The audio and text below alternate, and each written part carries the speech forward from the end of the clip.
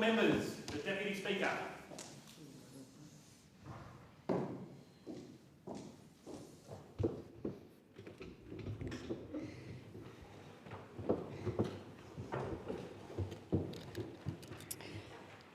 Are there any constituency statements by honourable members? And I call the member for Clark. Good morning, Deputy Speaker. Deputy Speaker, animal welfare is one of the issues that I've spoken about most often in this place, and it's the one issue that's most consistently generated the biggest feedback from the community. No wonder one of the biggest highlights of my parliamentary career will forever be the passage of the legislation to finally set an end date for the cruel live sheep export industry. So good on the Albanese government for delivering that, and also for including $42.5 million of transitional industry assistance in this week's budget for the phase-out, which includes funding for onshore processing capacity. But sadly, Deputy Speaker, this is a rare bright spot amongst the animal welfare crisis in this country. For instance, there's still the puppy mills and the kitten factories, those intensive industrial facilities which treat animals as nothing more than breeding machines from which to profit at the expense of health and welfare. Obviously, these need to be banned. In the racing industries, too, cruelty remains commonplace. For example, in horse racing, there's the urgent need to ban the steeplechase, which is still legal in Victoria despite its shocking cruelty. And the use of the whip, I'd add, which is outlawed in some countries as well as in some jurisdictions in the United States.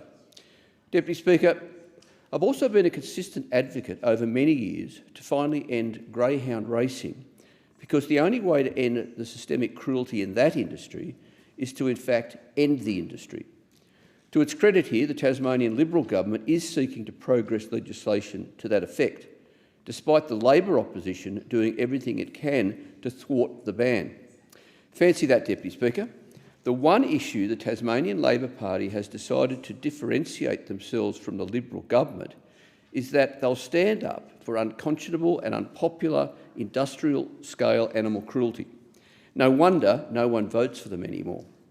Meanwhile, on the farm, there's a lot of very decent farmers and animal breeders, but there's simply no conceivable way to justify practices like cage eggs, nor so-called free-range chickens at 10,000 birds to the hectare, and the continued use of sow stalls and racks. That's appalling. You know, a couple of themes run through these matters. Firstly, that there is often a fundamental tension between the pursuit of profit and animal welfare, that self-regulation doesn't work, and that the worst combination is gambling and animals. One part of the solution is, of course, better animal welfare protections, because state and territory governments have shown time and time again that they simply can't be trusted in this space. And to that end, and in closing, Deputy Speaker, I call again for a National Independent Office of Animal Welfare. Thank you, Deputy Speaker. I thank the member, and I call the Minister for Defence, Industry and Capability Delivery, Pacific Island Affairs. Thank you, Deputy Speaker. Deputy Speaker, after cost of living, the #1 priority for my region and my electorate of Shortland is equitable access to health care, being able to see a doctor when you need it using your Medicare card. And this government has been laser-like in our focus on improving access to primary health care for people in my region. Since coming to election, we've restored the distribution priority access listing for Lake Macquarie and Central Coast. For some bizarre reason, the last government, the Liberal government, declared war on healthcare in my region by banning overseas trained doctors and Australian scholarship doctors from being able to practice in my community. We fixed that, Deputy Speaker. Secondly, we restored funding and saved the much-loved GP Access After-Hours service, so you can see a GP at the Belmont Hospital or the John Hunter and a few other clinics in our community if you need to, if it's 10 o'clock on a Sunday night and you need access for a kid to see a doctor, but it's not quite serious enough to get to the emergency department. Those two were important initial moves. We then matched it with strong funding for Medicare urgent care clinics, one on the northern Central Coast at Lake Haven and one at Charlestown. The one at Charlestown is one of the busiest in the countries. And we've served it with additional funding to increase the hours, so you can go there between 8 a.m. to 10 p.m. every day of the year to see a doctor for free without an appointment, and we've funded additional staff for it. We've also tripled the bulk billing incentive for visits to doctors. But I'm sad to say that our health community hasn't responded as fast as the rest of the country in terms of lifting bulk billing rates. They have improved, but they are not at the national level, and so we've made extra interventions as part of this budget. I'm so pleased that the advocacy of both myself and the other Hunter and Central Coast members have led to a $25 million package to put 6 bulk billing clinics into our community. These clinics will mean that patients can see a doctor for free. All you'll need is your Medicare card. But importantly, they'll also increase competition in our community for access to healthcare services. Initiatives have shown that when this has been put in place in places like Rockhampton, the ring of surrounding GPs have a choice. They either lose patients to the new bulk billing clinic or they revert to bulk billing, and history has shown that bulk billing rates increase. So I'm very hopeful that not only will this clinic bulk bill, but it'll lead to an increase in bulk billing rates in my community in surrounding practices, because my community should get access to fully bulk bill visits as much as every other community in this country. In the end, all you should need to see a doctor is your Medicare card, not your credit card, and that's what the Albanese Labor government is putting in place in our record investments in Medicare in this community. I thank the member, and I call the member for Bradfield. Thank you, Deputy Speaker. Wherever you look in my community of Bradfield, across Ku-ring-gai and Willoughby local government areas, there are new apartments and other homes being built. At the same time, when I speak to people, they raise the same concern. They're struggling to afford to live in Bradfield, or if they can afford it, it's their children or their grandchildren who can't. How can this be true when so many new housing developments claim to be offering affordable housing? Part of the problem is that there is no consistent definition of the affordable part of affordable housing. It's defined differently by almost everyone, and even in ways that undermine the ordinary meaning of affordable. Some have affordability as 30% of a household's gross income, and anything higher is considered as housing stress. But the truth is, for a majority of young people starting their careers in nursing, teaching, or in retail on the North Shore, there isn't anything to rent for that amount. I recently spoke with a registered nurse who's just a few years out of university, and she managed to find a share house in Artarmon for just on 50% of her income. Now, that's not sustainable for anyone. Others have affordability defined as 20% discount on the market rent. But if market rent is exceptionally high, as it is across my area in Bradfield, that 20% reduction isn't going to help much. The result is that most of the time, affordable doesn't mean affordable at all. And it inevitably forces people to move away from their families, from their workplaces, and from their support networks. Now, Bradfield has a huge unmet need for genuinely affordable housing. Data's patchy, but recent estimates put it at around 3,500 dwellings. That's 5 times more than the current social and affordable housing stock in the area.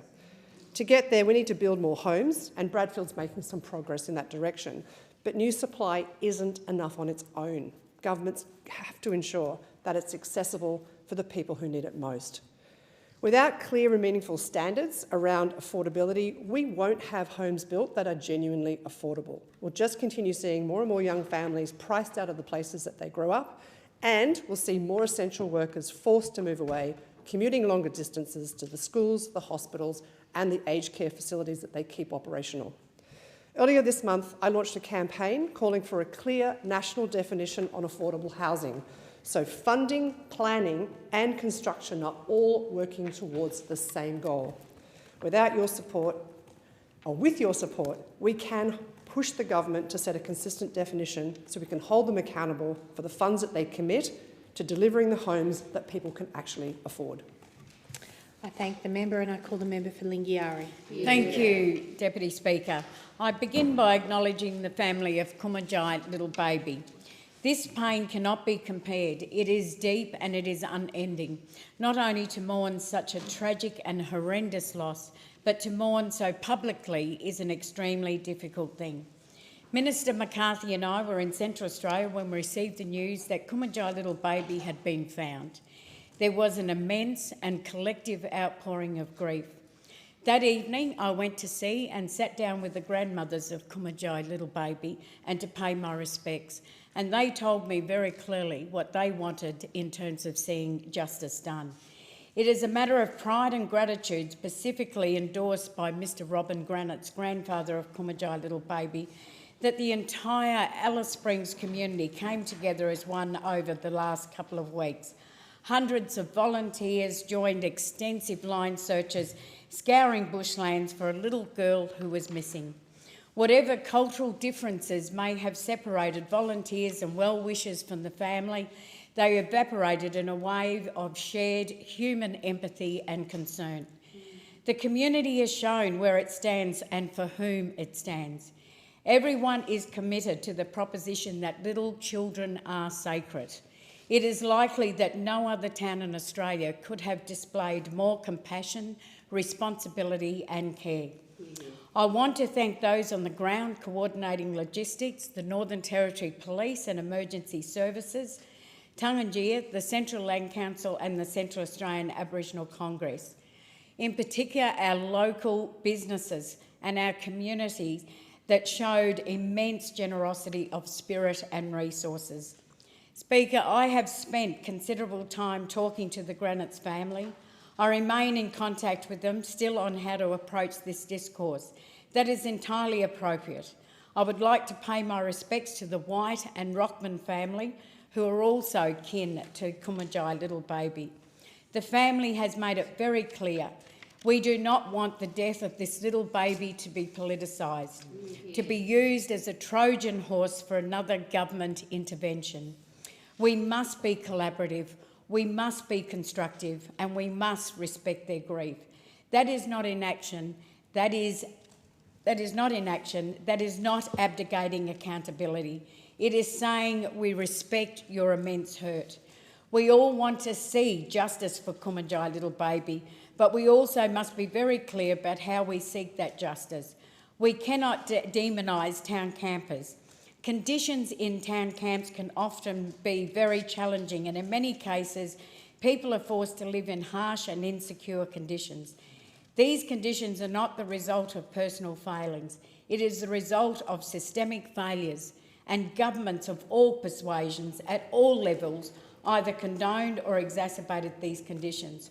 We have not done enough. We must grapple with the fact that the conditions in town camps are not what they should be. But town campers are not to blame for this tragedy. The family are certainly not to blame, and we must take a wide and honest look at the circumstances that led into this. If it takes a village to raise a child, then the entire village must look at what responsibility it takes when things go wrong. But for the moment, the family has asked, we must come together, we must show grace and empathy and stay connected. To the family, to my entire community in Alice Springs, I share in your grief and I share in your resolve. And thank you, Speaker. I thank the member and I call the member for Groom. Speaker, I'll start by thanking the previous speaker for the clarity and decency with which she's addressed that issue, her calls for unity. I thank her for her leadership on it. Thank you. Speaker, Australia's always been a place of fair go. We don't ask for much in Australia. We're willing to put up with all sorts of hardships as just part of our way of life. And whether you're like my side of the family that came in the Second Fleet, or my wife's side who came after the Second World War, everyone who's come here has looked to contribute and be part of that process of giving a fair go to each other. When people need a hand up, we're there. We want to demonstrate that compassion for each other, and I think it's such an important part of the Australian story. It's why people want to come here. It's why people want to migrate here. We're a good country because we're good to each other. But, Speaker, in recent times, things have changed. Things have changed, and in part, I want to speak to one particular issue, which is the issue of immigration and its impact upon housing in Australia. So Australians, we don't ask for much. We just want a fair go. And when it's come to access to housing, when it's come to affordability of rent in Australia, that fair go has been slipping away, particularly from the young generation who just want to get on the property ladder, and from renting pensioners who are at the golden age of their life and are watching those years get squeezed out as the cost of everything goes up and rents push up whilst they're on a fixed income. And I think of those two groups in particular, and I don't think they're getting a fair go. I don't think they're getting a fair go in Australia, and that's what I hear. I'm sure that every member of this House, when they go out and talk to those demographics in the community, hear the same thing. They want to see change in this. Unfortunately, in the budget last night, one of the things that I think particularly hurt both those demographics was that line on page 158 of budget paper number 1 that said that the tax changes that were being brought about in that budget paper would result in 35,000 less houses being built by the private sector. That is not a fair go. That is making things worse for those groups, Speaker. You know, a conversation on tax changes is fine, but if it results in a downward pressure on supply, that is a terrible outcome. It's an outcome that's going to hurt Australians. So it's no surprise that already what we've seen in the Courier Mail as the lead up and the press around the announcements that will be coming out tonight in our reply to this budget have been met with excitement across all Australians, particularly those two demographics. The idea that we will tie migration numbers to housing supply is sensible. It's a sensible response. It says to Australians, we understand the pressures you're having on trying to get into the housing market, on what rent prices are doing to your standard of living, and we want a fair go. We want a fair go for Australians, and that's a very sensible, credible position. I'm looking forward to the rest of it in Angus Taylor's response tonight. I thank the member and I call the member for Sturt. Thank you, Deputy Speaker. On Wednesday, 22 April 2026, I had the honour of attending the 9th Annual Eastside Business Awards, hosted by the Nord Payneham and St Peters Council in my electorate of Sturt. The Eastside Business Award celebrates the achievements of small businesses, retailers, restaurants, cafes, entertainment venues and wellbeing businesses within the council area.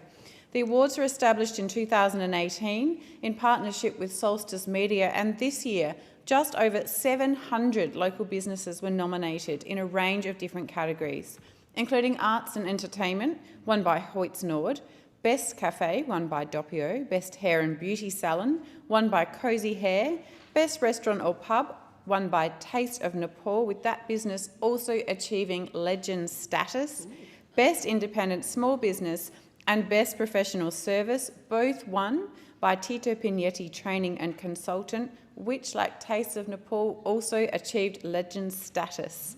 We also had Best Health and Fitness, won by Motum Health, Best Retail Outlet, won by 48 Flavours, and Best Food and Beverage Manufacturer, won by Prove Patisserie, who also achieved legend status.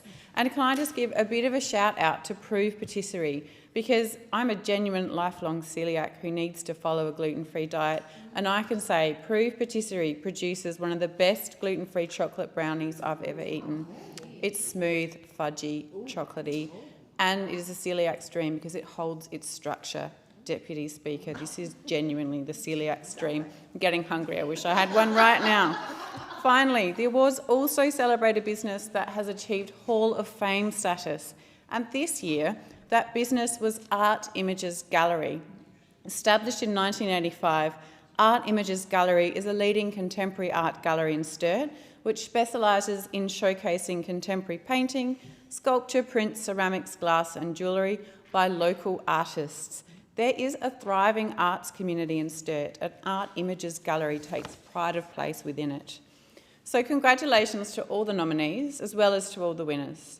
Small business community in Sturt is such an important part of our community, with businesses driving economic growth, acting as drivers of job creation and employment, and keeping money circulating within our local economy. These small businesses, which are the product of sometimes years and years of dedication, sacrifice and plain hard work, often start out as dreams, as promises, and then they flourish and provide our community with diverse goods and services and connection. Whether it be a cafe, pub, hairdresser or gym, my local is a phrase you hear time and time again, thanks to small business. And I look forward to further celebrating small businesses in Sturt at the Sturt Small Business Forum on 21 May 2026. I thank the member and I call the member for Mitchell. Thank you, Deputy Speaker. I want to say to my electorate, I believe in you and your aspiration. Mitchell has always been an aspirational electorate, working hard, working families, parents and looking after their kids, young people getting ahead, all in work, all producing, all creating businesses and all innovating. That's why I'm against this budget from a Labor government which has decided to have a war on capital and a war on aspiration. We already have a war on productivity going on in this country from the Labor Party. We have the worst and most onerous industrial relations regime in the world, mitigating against all productivity that we know of in our economy. And in this budget, the government has decided to declare war on capital, your capital. A budget which claims $50 to $70 billion more for the government is in no way making your life easier. We see in this budget a war on shares and equities, a war on ETFs, a war of increased taxes. Remember, this is the government, the socialist government, that told you that by keeping a tax bracket, they would be making you better off. In fact, that bracket means the government gets more revenue and you are poorer and you struggle against the income. And they tell you, they have the height to tell you that they are arguing for intergenerational fairness. The only take out of the $70 billion of increased revenue that you get is $250. You would have to be a barking moron to believe that $250 as a return of the government claiming $70 billion of revenue is somehow intergenerational fairness or equity. We have the highest income tax rates in the world. We have the most regulated labour market. We have the lowest productivity. And the government has decided in this war on capital that capital is the problem, the movement of capital in our economy. Capital is vital. It's not piles of wealth or piles of gold. It is hard-earned capital that belongs to individuals and households that they have the right to invest and reinvest to have more productive assets in our economy. That makes everybody wealthier. The only people getting wealthier out of this budget is the government. The government is getting the money. And if anyone in this economy thinks that the government having $70 billion more is going to make them better off, or make their life better off, make their small business easier, make their income better, again, they've got rocks in their head. I actually believe Australians aren't buying it. I know my electorate isn't buying it because they are hard-working people. They do the sums. By not abolishing that income tax bracket, Labor absolutely locked in more revenue permanently. By taxing all the capital vehicles that people have had access to for their own money to invest in the economy, to make sure that that is used productively, and claiming it for the government, everyone will get poorer. And to say to young people today that somehow, when rents will go up out of these changes, when housing will go down, that you will somehow have an easier access to a house because the government will give you $250 is a direct insult to every young person in this country, and I can tell you they will not buy it when they look closely at this. I thank the member and I call the member for Griffith. Thank you, Deputy Speaker. One of the great privileges of representing Griffith is seeing how deeply our community cares for the natural places around us. When I join with the Blimber Creek Catchment Committee or the Norman Creek Catchment Committee, when I attend our community forums, meet with our local ACF and WWF members, when I see their practical work that's happening to restore our natural habitats, in particular the care of the koala populations that we have in my area and all of the work to keep our waterways healthy, I see that care in action. That's why I'm proud this budget continues our work to protect Australia's natural environment. Last year, this government passed historic laws through the Parliament, landmark reforms that marked a major step forward in the way that Australia protects nature. For the first time, Australia will have a national environmental standards, providing clear and consistent rules to guide decision-making and better protect our environment. This budget now delivers the funding to put those reforms into action, with $250 million to establish Australia's first National Environmental Protection Agency. This is a massive step forward for our country. In just 48 days, Australia will have a strong, independent national environmental regulator with the power to enforce our environmental laws, conduct audits, improve accountability, and make sure that the rules designed to protect nature are properly upheld. Deputy Speaker, this budget also provides $110.8 million to continue protecting native species and biodiversity and $21.1 million to continue water reform activities, including support for First Nations people to access and manage water, transparency and integrity in water markets, and the Goyder Institute for Water Research. Queensland is home to 6 of the world's 7 marine turtle species, all of which are considered threatened due to climate change, habitat loss and predation. That is why the Albanese government is continuing to deliver $820,000 for the Nest to Ocean Turtle Protection Program in partnership with the Queensland Government. Since 2014, this program has helped an estimated 2.5 million hatchlings begin their journey to the sea, with 90% of eggs now hatched through predator control and direct nest protection measures. After passing the required legislation in March to support Australia's participation in the High Seas Biodiversity Treaty, this government is now turning that commitment into action through targeted investment and practical project delivery. We're investing $11.5 million to improve the management of Australia's marine parks, support sea country partnerships with traditional owners, and strengthen Australia's ocean leadership.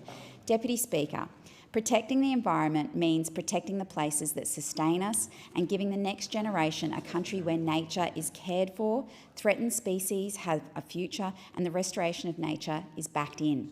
This budget keeps us moving in that direction with care, ambition, and the continued national leadership needed to protect nature and the places that Australians love. I thank the member and I call the member for Page. Thank you, Deputy Speaker. Deputy Speaker, I'd like to rise to acknowledge a tragedy that recently happened in my community. On the 5th of May, marine rescue volunteers from Ballina answered a call to assist a boat in distress. 6 volunteers launched into dangerous conditions. Tragically, the rescue vessel capsized and Bill McEwen and Frank Pesh made the ultimate sacrifice. We often speak in this place about courage, service and community spirit. Bill and Frank showed all three. They were volunteers who quietly dedicated their time, skill and compassion to protecting others. Men who loved serving their community and never hesitated when help was needed. Their loss has deeply affected the marine rescue family and our wider community. I extend my condolences to Bill's wife Kerry, Frank's wife Janet and their extended families. Bill McEwen and Frank Pesh rest in peace.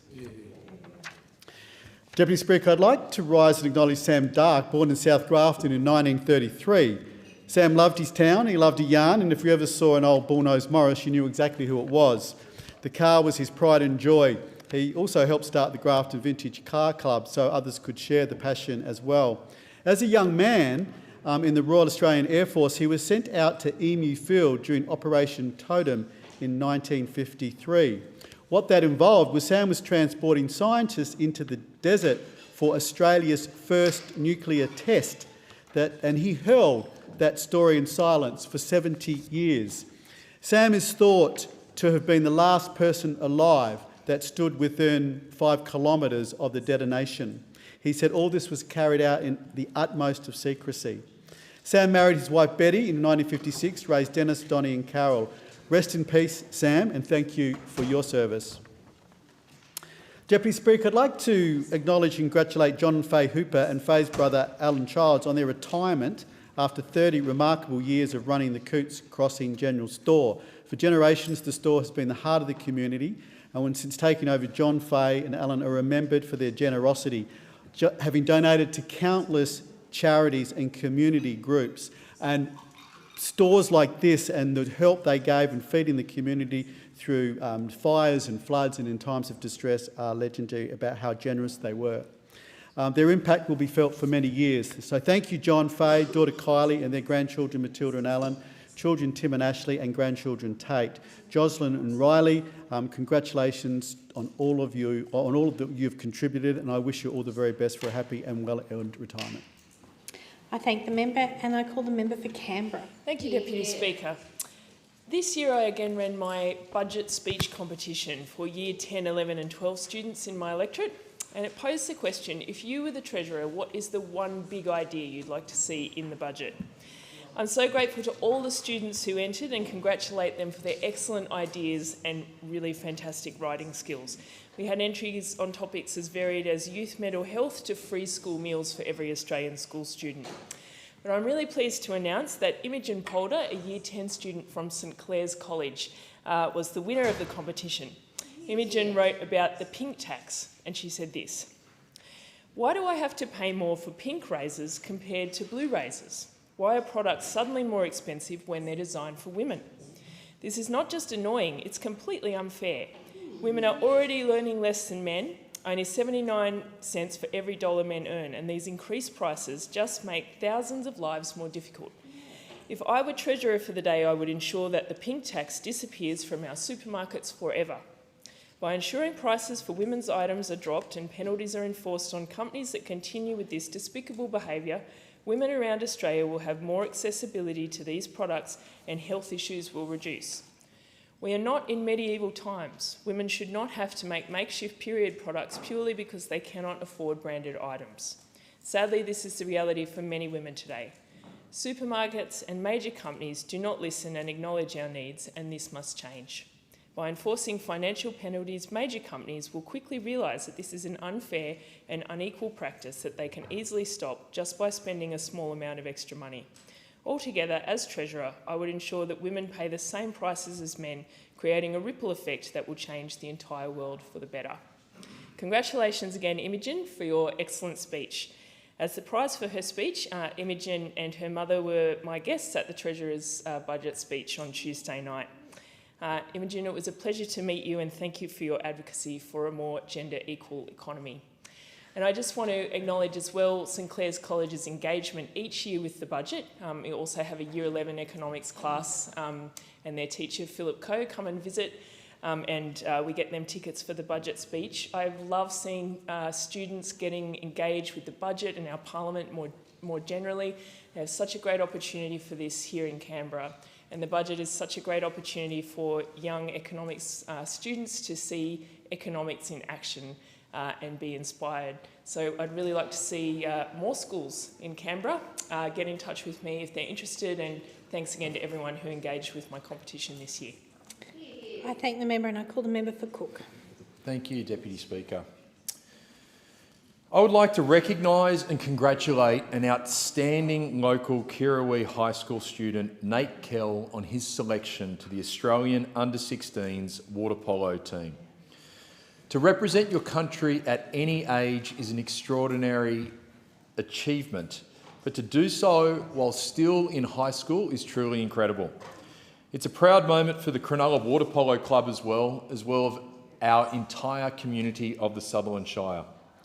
I also want to recognise the Cronulla Women's Water Polo team. They won the 2026 Australian Women's Water Polo Championship after a 15-12 victory against Sydney University. Danny Jakovic received the MVP of the final series along with the MVP of the entire competition. The Cronulla Water Polo women's team is now the best team in the entire country. Congratulations, girls. I would like to congratulate the Wanda Surf Lifesaving Club on an extraordinary achievement, securing their first state age championship title in decades. Wanda's young lifesavers have delivered a result the club hasn't celebrated since the early 1990s. There were some standout individual efforts, including in the under-11s, Max Piper rose to the occasion with dual victories in the Ironman and the swim. In the under-9s, Mia Apps produced a remarkable medal haul, 3 gold and a bronze, marking her as one of the most exciting young competitors in all of New South Wales. I'd like to recognise a truly remarkable member of our community, Frank Bova. For over 60 years, Frank has been part of the fabric of Lillypilly Football Club. First as a player, then as a coach, then as a mentor, and now a leader. 6 decades of service to one club is not just dedication, it's lifetime commitment to a community, to sport, and to the next generation. Frank's contribution has not gone unnoticed. In 2018, he was the recipient of a Cook Community Award, a fitting recognition of the impact he has had on Cook for many years.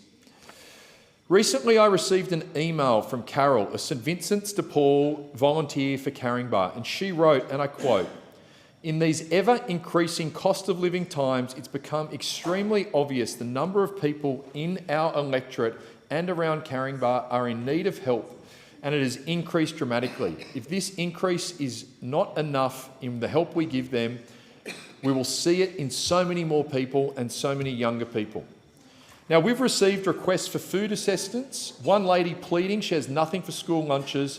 We've also been asked to supply beds for people who are sleeping with nothing more than a blanket on the floor. We've supplied washing machines, refrigerators, and we've been asked for one distressed lady for financial help because she could not even bury her father. I thank the member and I call the member for Bonner.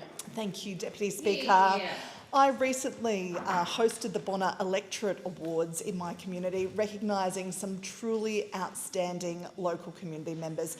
This year's winners represent a different part of what makes Bonner such a special community. Our over 18 winners were truly inspiring. Laura Garside was recognised for years of volunteer service, supporting local families through Wynnum District Rugby Union, the Wynnum Ladybugs Netball, and of course the Iona College community. Joyce Huang was recognised for creating intergenerational programs connecting kindergarten students, special school students and elderly grandfriends to build inclusion and community connection. And finally, Michael Stubbins was recognised for more than 20 years of volunteer leadership with Bayside Community Legal Centre, supporting vulnerable residents, including women and children escaping domestic and family violence. We also had our under-18 winners. Ava Costa was recognised for her advocacy through the Walking with Ava Foundation and the Sharing Shed Foundation, helping people access essential disability and mobility equipment. And also Vanudi Wingjisingi was recognised for her leadership in volunteering and fundraising initiatives supporting people experiencing homelessness. I congratulate all of our finalists and winners and thank everyone who continues to make Bonner such a special community. Deputy Speaker, the Albanese Labor Government has launched the National Healthy Men Community Conversations Project. The project will deliver a series of community conversations right across the country, bringing together the public and organisations working to support men's health and wellbeing, as well as those engaged in family, domestic and sexual violence prevention. It's about healthy masculinity, positive role models, respectful relationships, and making sure men know it's okay to talk, connect, and seek support. Next week, Assistant Minister Jed Carney and Special Envoy for Men's Health Dan Rapicoli will travel to my electorate of Bonner to speak with organisations, and together we are going to host the very first Healthy Men and Boys Forum at the Wynnum Manly Men's Shed. And as part of that, it will form part of the National Healthy Men Conversations project. And I encourage everyone in Bonner to get along and support this wonderful event. Deputy Speaker, we've got 135 Medicare urgent care clinics now operating right across the country, including 2 servicing my community of Bonner. And the Carina Carindale and also the Capalaba Medicare urgent care clinics have already treated over 8,000 patients since they opened in December. I'm so excited that these urgent care clinics continue to deliver free healthcare for my local community, and they are just such a wonderful addition. I'm proud to see them continue to be funded in our budget. I thank the member. I call the member for Capricornia. Thank you, Deputy Speaker. I rise today to speak about an extraordinary opportunity for Central Queensland and for our nation.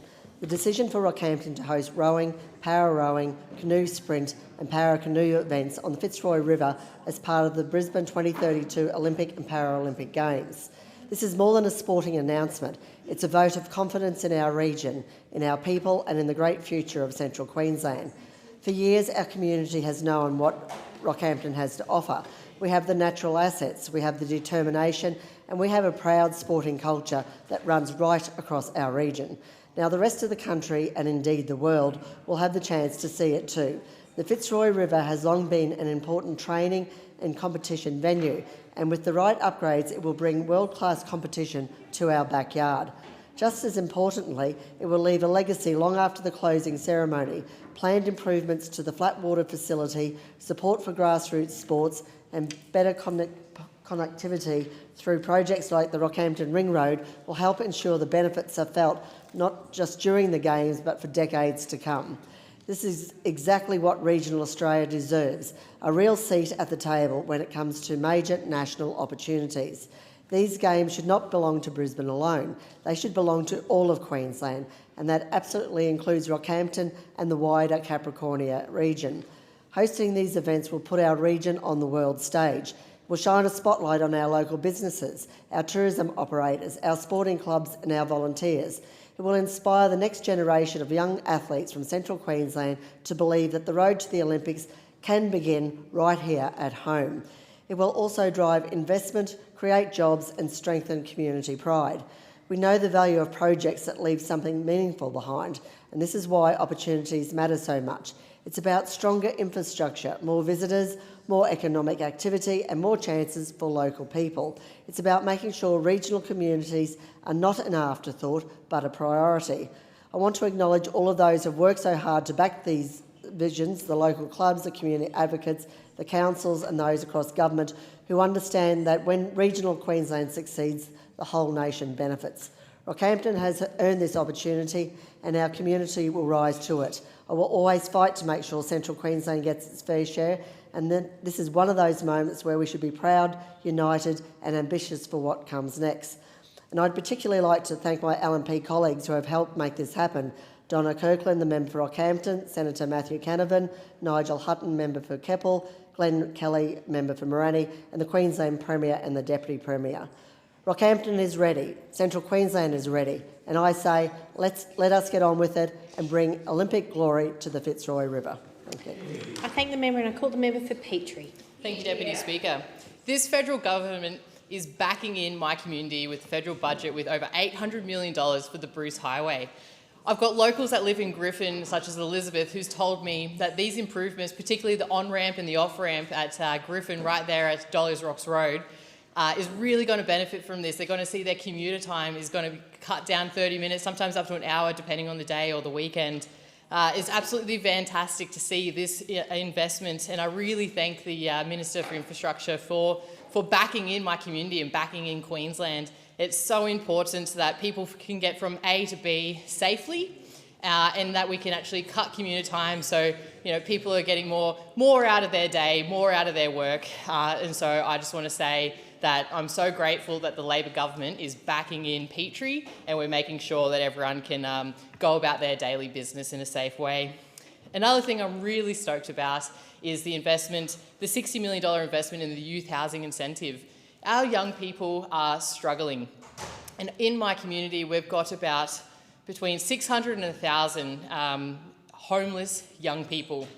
We have incredible organisations such as Chameleon Housing who are offering a safe space, a safe home to young people, and giving them the skills that they need to ensure that they can continue to have safe and secure housing. And so I'm really proud of the work from the Minister for Housing and the Special Envoy for Social Housing for their incredible work in securing this funding.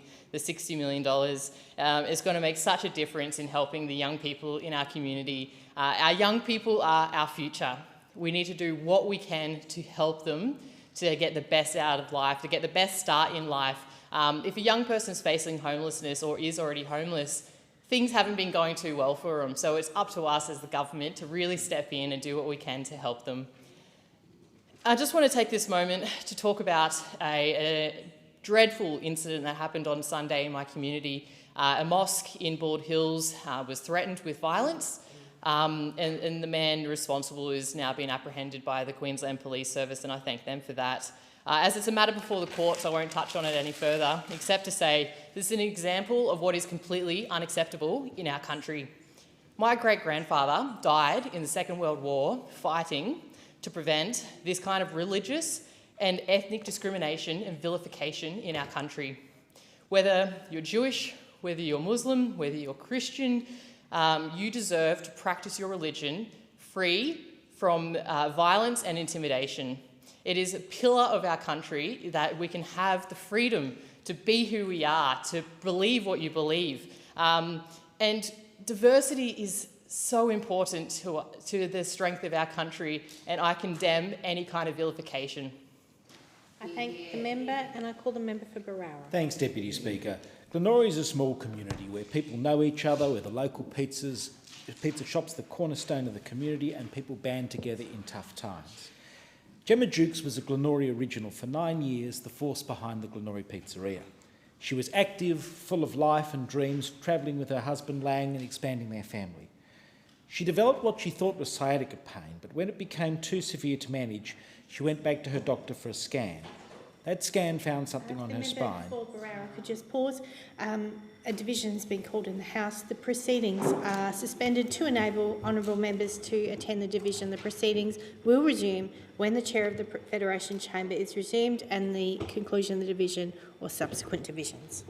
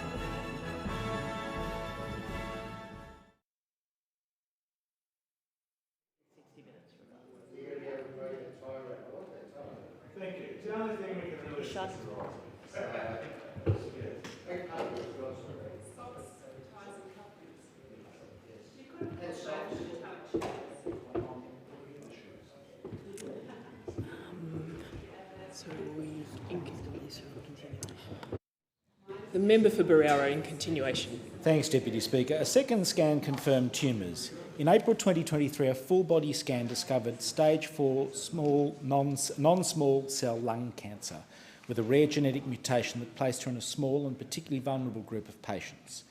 Gemma underwent treatment and sold the pizzeria to focus on her fight. And then she was offered a lifeline. A family friend working at Chris O'Brien Lifehouse heard about a clinical trial for a drug called amivantamab, specifically targeting Gemma's rare cancer. It was potentially a treatment that could work where others hadn't. But the price was $10,000 a session every 2 weeks, sourced from overseas with no subsidy on the PBS. Gemma went public, sharing her story with Mamma Mia and appearing on A Current Affair. She raised funds through the Rare Cancers Australia. It paid for her treatment costs directly, and her community rallied. I never met Gemma, but I, like so many others, was inspired by her story and attended a fundraising walk, and I wrote to the Minister specifically asking him to list the drug on the PBS. I first saw at that walk the love that surrounded Gemma, her neighbours, friends, strangers coming together for a woman they wanted to fight for. Gemma reached her fundraising target and she accessed the trial. Sadly, she passed away on 18 December 2024, aged 34. 2 days later, amivantamab was approved for listing on the PBS. The PBS wasn't designed for rare cancers. The approval pathways are slow, expensive and often inaccessible to small patient populations that need them most. And I call on the government to accelerate its work on PBS access for rare cancer treatments. Since Gemma's passing, her family have channelled their grief into actions. The funds raised during Gemma's campaign have been donated to Rare Cancers Australia and to the Chris O'Brien Lifehouse. Last week, at the invitation of Gemma's sister Elise Pride, I attended the launch of the Gemma Jukes Wellness Program at the Chris O'Brien Lifehouse, comprising the Gemma Jukes Wellness Corner, a free online space filled with information about complementary therapies and wellness articles to help people live well with cancer, a grants program to help people living with advanced cancer access support to help them feel grounded, connected and restored, and the My Journey Wellness Journal, with help to track appointments and questions alongside wellness practices such as breathwork, reflection and prompts to help find moments of steadiness while living with cancer. The program supports the mental, emotional and day-to-day realities of living with cancer, the whole person, not just the diagnosis. To Gemma's family, Lang, Riley, Todd, Elise, Lynn, Brett and the community of Glenorrhy, thank you for sharing Gemma with us. Thank you for turning grief into something that will help others. Gemma's bright spirit, her courage and her generosity will continue to inspire. Thank you. A division has been called for in the House. The proceedings are suspended to enable honourable members to attend the division. The proceedings will resume when the Chair of the Federation Chamber is resumed at the conclusion of division or subsequent divisions.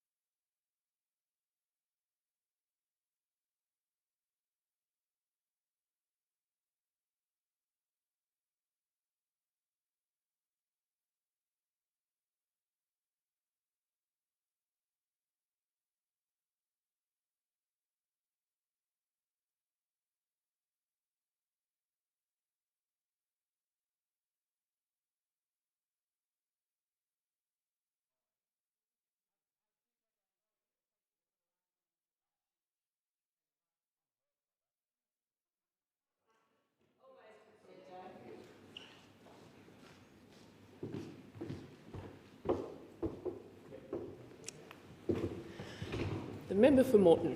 Thank you, Deputy Speaker. Deputy Speaker, my toddler and I picked out 2 cakes. We picked them out early because they always run out because the stall is so popular. We shuffled through hundreds and hundreds of books and finally landed on Dumbo. And we had a snow cone hand-churned by local parents. It was the Sherwood State School Fete, and we went there last Saturday. It's always a big effort in our community, and I want to take the opportunity to thank the PNC President, Paul Arias-Winnister, and Principal Lisa Masek for making it happen.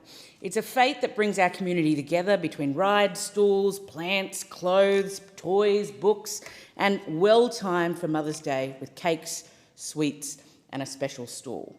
Every single parent who makes that fete tick, I want to congratulate, and later this year we'll also celebrate the school's 160th anniversary in 2027 next year. It's operated continuously since 1867, and the school is on the Queensland Heritage Register with buildings dating back to the 1880s. It's a very special part of my local community. Deputy Speaker, the Runcorn State School Community Hub I visited just the other day. A division has been called for in the House. The proceedings are suspended to enable honourable members to attend the division. The proceedings will resume when the Chair of the Federation Chamber is resumed at the conclusion of the division or subsequent divisions.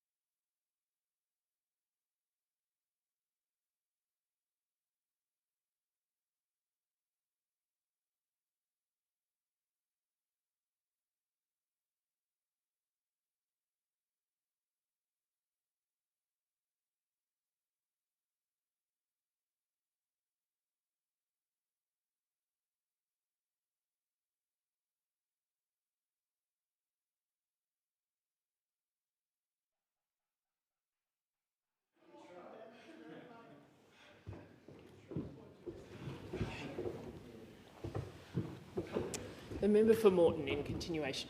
Deputy Speaker, last week I walked into a classroom at Runcorn State School. The shelves were filled with toys, the tables were adorned with cupcakes, and importantly, mums and babies from across my local electorate were coming together in the community. It's part of community hubs, which have received federal funding from our government for the last 3 years and have so for over a decade. I want to congratulate Principal Meg McClure for hosting the community hub and Miss Tammy, who runs the local program at Runcorn State School. It brings together students from all backgrounds and they have access to small, caring yet safe and challenging educational environments. Whether that's conversational English, relaxed coffee catch-up, playgroups, crafts, a First Nations group, they create a space of familiarity with the school environment, setting up successful translations to prep. We now have 33 endometriosis and pelvic pain clinics open across this country. And I was lucky enough to visit one of them the other day, the Oxley Endo and Pelvic Pain Clinic. It's called Evoca Women's Health Centre in Oxley, and we were there with members of Quendo, that's ably led by their CEO, Jess Taylor, nurses and GPs from that clinic. They're proud to be one of the clinics to be recognised by the federal government to provide expert multidisciplinary services and care for pelvic pain and women with endometriosis. It's part of the biggest package that this government has put in place for women's health, and I was delighted to share with Dr. Than, Dr. Thien and Dr. Kasaka on the brilliant work they do there. The member for Maranoa. Well, thank you, Deputy Speaker, and I rise to bring to the Parliament's attention an unfolding disaster in Western Queensland, and it's one that's been perpetrated by the insurance industry. In 2011, we had significant floods across Western Queensland, places like Roma, St George, Charleville, and there was significant damage. The whole towns were inundated with water. And the insurance premiums in those areas went, rightfully, from around $1,500, $2,000, up to $25,000, $30,000. And the insurance companies basically held the local, state and federal government to account to make sure that mitigation works were undertaken to ensure that those premiums came down. And by 2015, in St George, Charleville and Roma, mitigation works were put in place. Levy banks were put in, and in fact in Cunnamulla, there were levy banks put in place in 1990 that weren't even breached, but they also copped this insurance increase from the insurance industry. And so we have seen now, and to this day, we had 10 years where after the levies were put in place, the insurance premium stayed in track, in line with what the rest of Queensland was paying, around that $1,500 to $2,000. And then in the last 18 months, we are now seeing premiums handed to people in Charleville, Roma, St George and Cunnamulla. The last one I saw was for $43,139.96. Now, who can afford to pay that? We have had a number of floods in those communities where those mitigation works have proven to work. And the insurance industry is like a corporate cancer that is preying on these communities for no reason. When you look at, and they give you the APRA data to show the increase in premiums related to the increase of disasters across Queensland, we are paying exponentially above that despite not having any claims. We have not had any major flood claims in those communities, and the Insurance Council of Australia are running cover for the insurance industry that they represent. And it is a shame, and it is now to the point that I have written to the ACCC chair to ask them to investigate this, because we are now seeing that young people cannot go and borrow money to get a mortgage. You need to have insurance to be able to get a mortgage. So in Roma, St George, Charleville and Cunnamulla, young people can't go and get their first home because they can't get insurance, because the insurance premium of $43,000 is more than the mortgage payments. And we are only seeing it in these communities. There's a discrimination against these communities because what's happened is we have seen a number of these insurance companies move out of the market. So what they are doing is they are wanting to get out entirely. And this is uncompetitive in what they've been able to do, and it is now time for the ACCC to prove that they do have teeth, that they will protect the people of Charleville, St George, Cunnamulla and Roma, and even the elderly who are giving up their insurance premiums, that they get affordable insurance so that their homes are protected into the future. And I call on the ACCC to look into this quickly. Thank you. The member for Franklin. Thank you, Deputy Speaker, and I want to talk about the impact of Tuesday night's federal budget on my electorate of Franklin. And I would say to my constituents, this has been our most ambitious budget yet. This is a budget about resilience and dealing with the uncertain times which we face with global uncertainty and the war in the Middle East, but it's also about a budget for sustainability and the future and to reform for the future. And it's really important for the young people of my electorate, particularly in terms of some of the housing reforms that we are doing in this budget, particularly around tax. But importantly, it's also a cost of living budget for so many of my constituents in the electorate of Franklin. It means more tax cuts for more working people in my electorate. It means more cheaper medicines in terms of the investments we're making in the PBS. It means our urgent care clinics, one at Kingston in particular that has opened recently, will be there permanently as a permanent part of Medicare, as well as those other 7 clinics across Tasmania. This is really important for my electorate, and I know that my electorate really value having an urgent care clinic and indeed the cheaper medicines.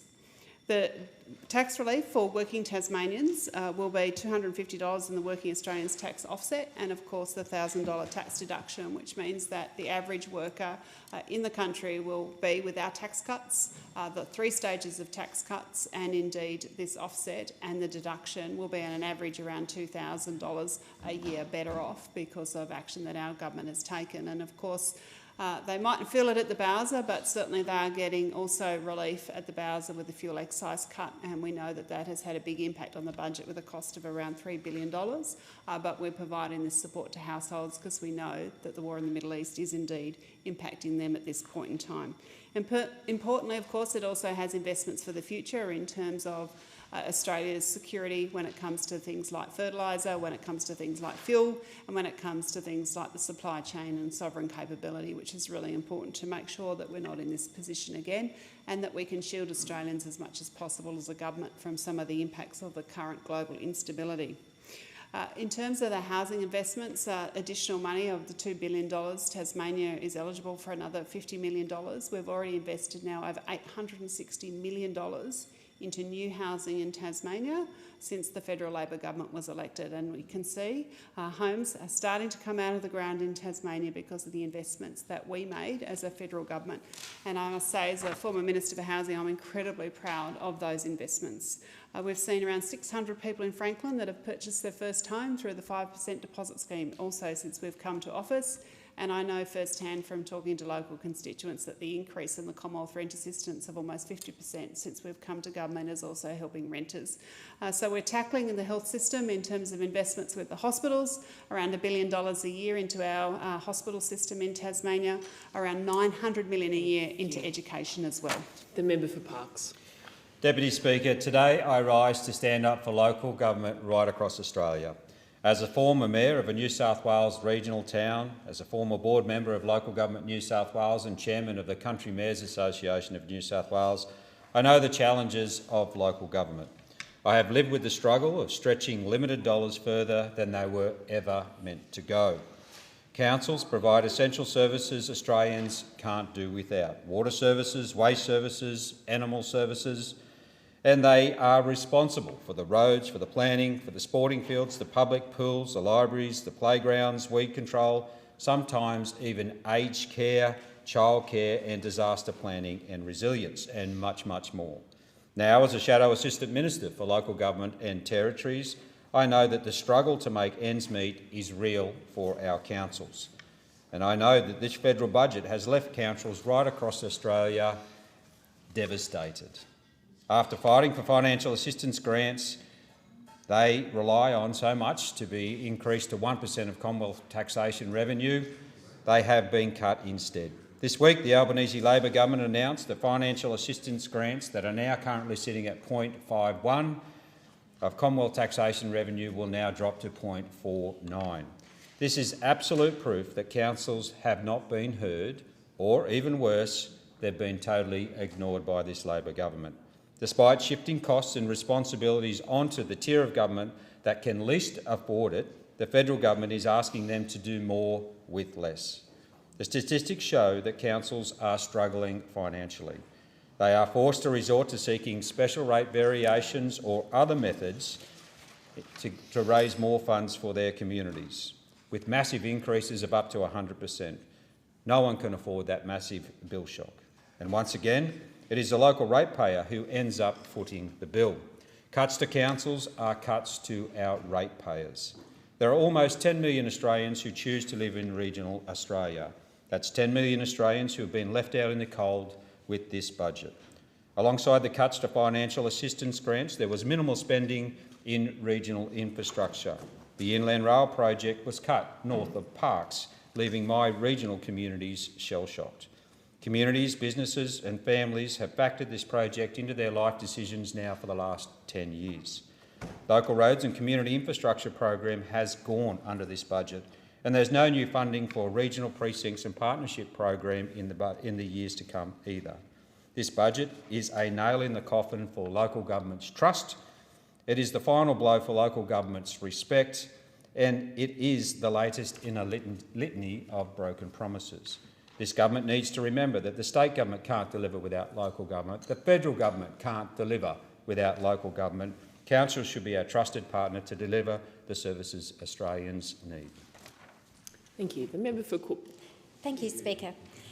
Having started environmental restoration projects myself, I know the effort that it takes to bring them to life, and I warmly congratulate Pat Hart and the staff and volunteers of the Armidale Gosnells Landcare Group on their remarkable 30-year anniversary.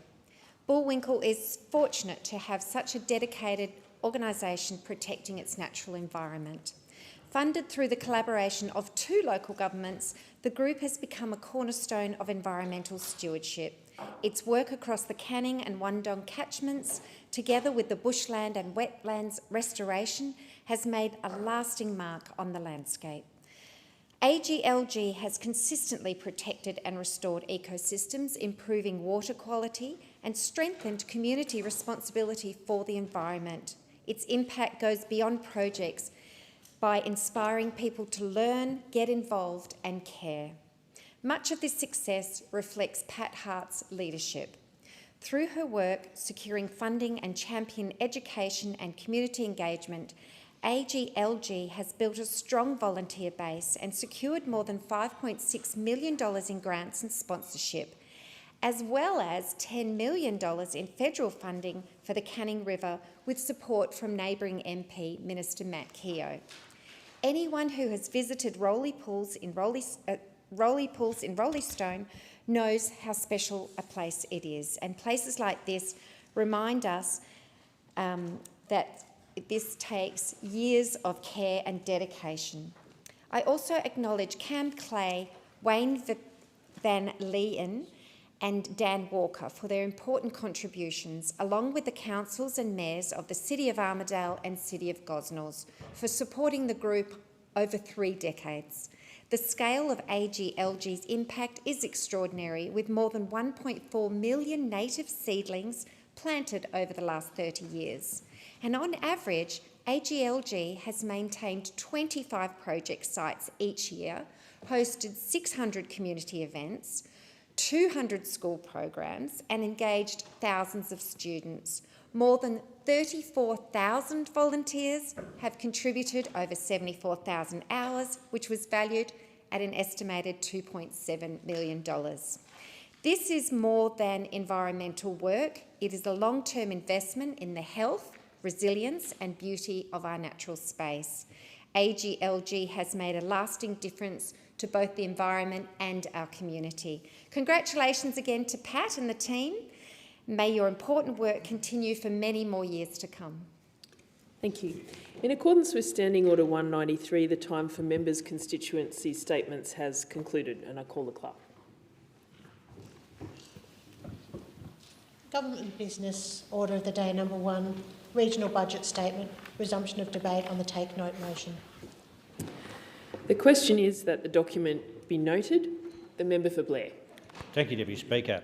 The Albanese government's committed to regional Australia. Its sustainability, its prosperity and resilience is critical to the Australian economy.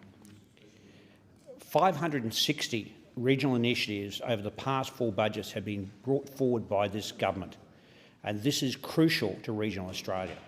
Accessibility, connectivity and equity of service is crucial to nearly 1/3 of Australians who live in regional and rural areas.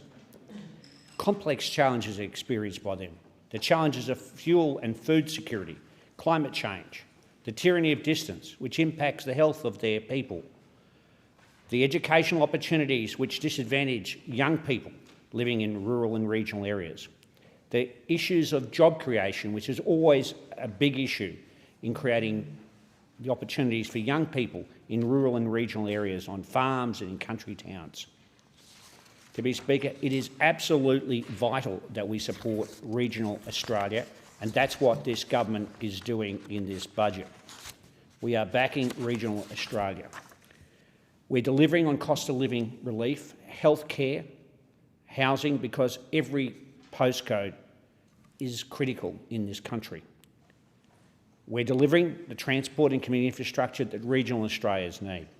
As part of our $120 billion 10-year infrastructure investment pipeline, this budget will see a total of $12.1 billion in new investments across infrastructure, transport, regional development portfolio, with $10.3 billion for transport infrastructure projects, $976 million for transport and $803 million for community infrastructure.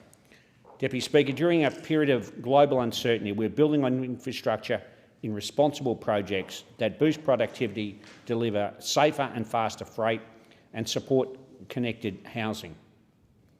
The budget sees new investments to support new and existing projects across every state and territory.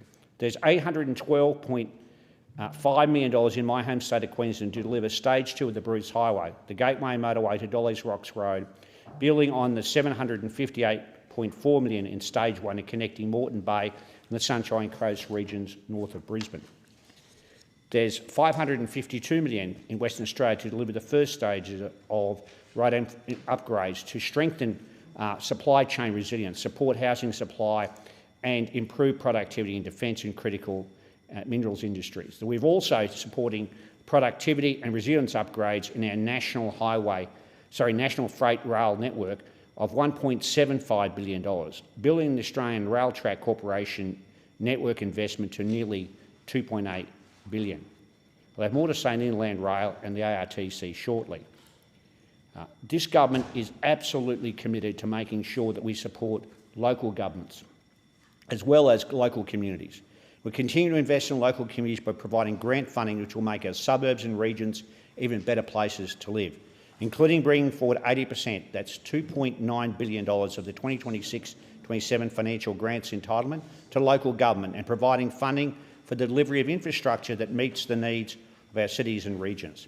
I want to highlight our commitment of an additional $750 million in further rounds of our flagship programs, the Growing Regions programs and the Thriving Suburbs programs, bringing our total investment since 2022 to $1.7 billion. And the government's creating a new $2 billion local infrastructure fund under the Housing Support Program, with $500 million dedicated to local enabling infrastructure in regional Australia. I can tell you, Deputy Speaker, there are stakeholders and organisations in my community chomping at the bit to get access to some of that money. There's $22.5 billion to deliver round 10 of the Stronger Communities program, building on more than 18,000 projects already delivered to benefit local communities, many in the regions. We're providing $500 million to build in the successful Active Transport Fund to provide active transport options like walking and cycling and making our cities and regions more vibrant places in which to live. And this budget also provides support to keep Australians moving through current fuel disruptions while investing in long-term productivity and resilience in the transport industry. And Deputy Speaker, when it comes to the cost of living in regional Australia, not much bites more than fuel.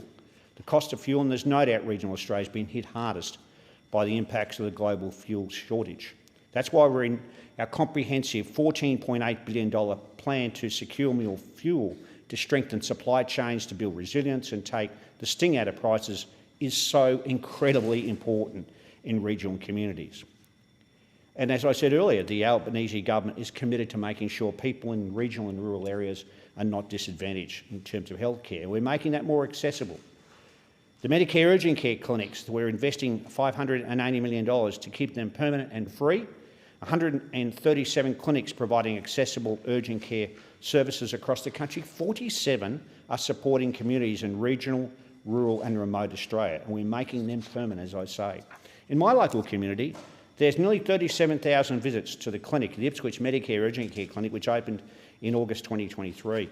And on top of that, in regional areas, people have had access to cheaper scripts. For example, in my electorate, people have got nearly 3.1 million cheaper scripts under Labor's cheaper medicines policy. This is absolutely crucial, and we're supporting fully bulk bill practices across the area. And in my electorate alone, we've seen an increase of 12 to 30 bulk billing practices. We're investing in public hospitals and making sure that there's a $25 billion Commonwealth investment in public hospitals. And this is so critical in regional towns like Rockhampton and Townsville and Mackay and Bundaberg and Harvey Bay. It's absolutely critical in my home state of Queensland. The $500 million were dedicated to local enabling infrastructure in regional Australia. The power, the roads, the drains, these are all crucial for new housing, and we're working with local government across that space. Deputy Speaker, I want to speak about the Inland Rail, which we have made a commitment to not continue the northern leg of the Inland Rail project from Parkes in New South Wales to Queensland. Last week, the government announced it would only prioritise the construction of the southern leg from Beveridge in Victoria and Parkes to Parkes in New South Wales by the end of 2027.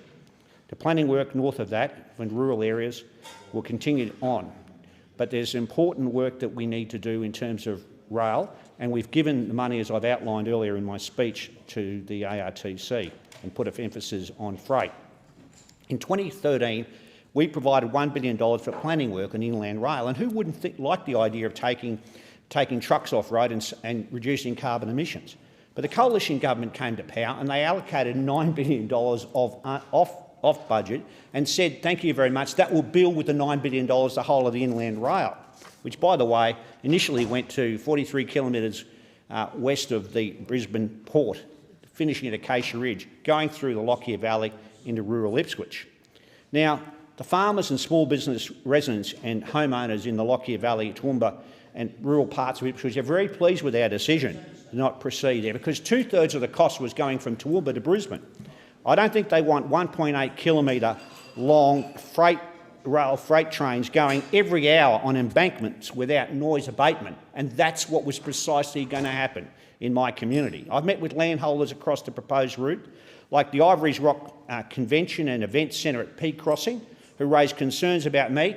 The rail was going to go 500 metres, and when they sought assistance from ARTC with noise abatement, crickets, no support whatsoever. The Inland Rail is disliked immensely in my community, and I'm very pleased the government has decided what it's done. High impact, no value for rural Ipswich and the Lockyer Valley. So the decision we made is absolutely vital for koala protection and conservation in our local area, including farms. The Inland Rail was going to go just south of Rosewood with an intermodal, affecting the people in the township of Rosewood. Imagine their lifestyle and their livelihoods in that area. Also, it was going to go right beside Grantchester State Primary School, right beside this rural school, through koala habitat, through the food bowl, the Lockyer Valley, through into rural Ipswich with the cattle farms, etc. in those areas.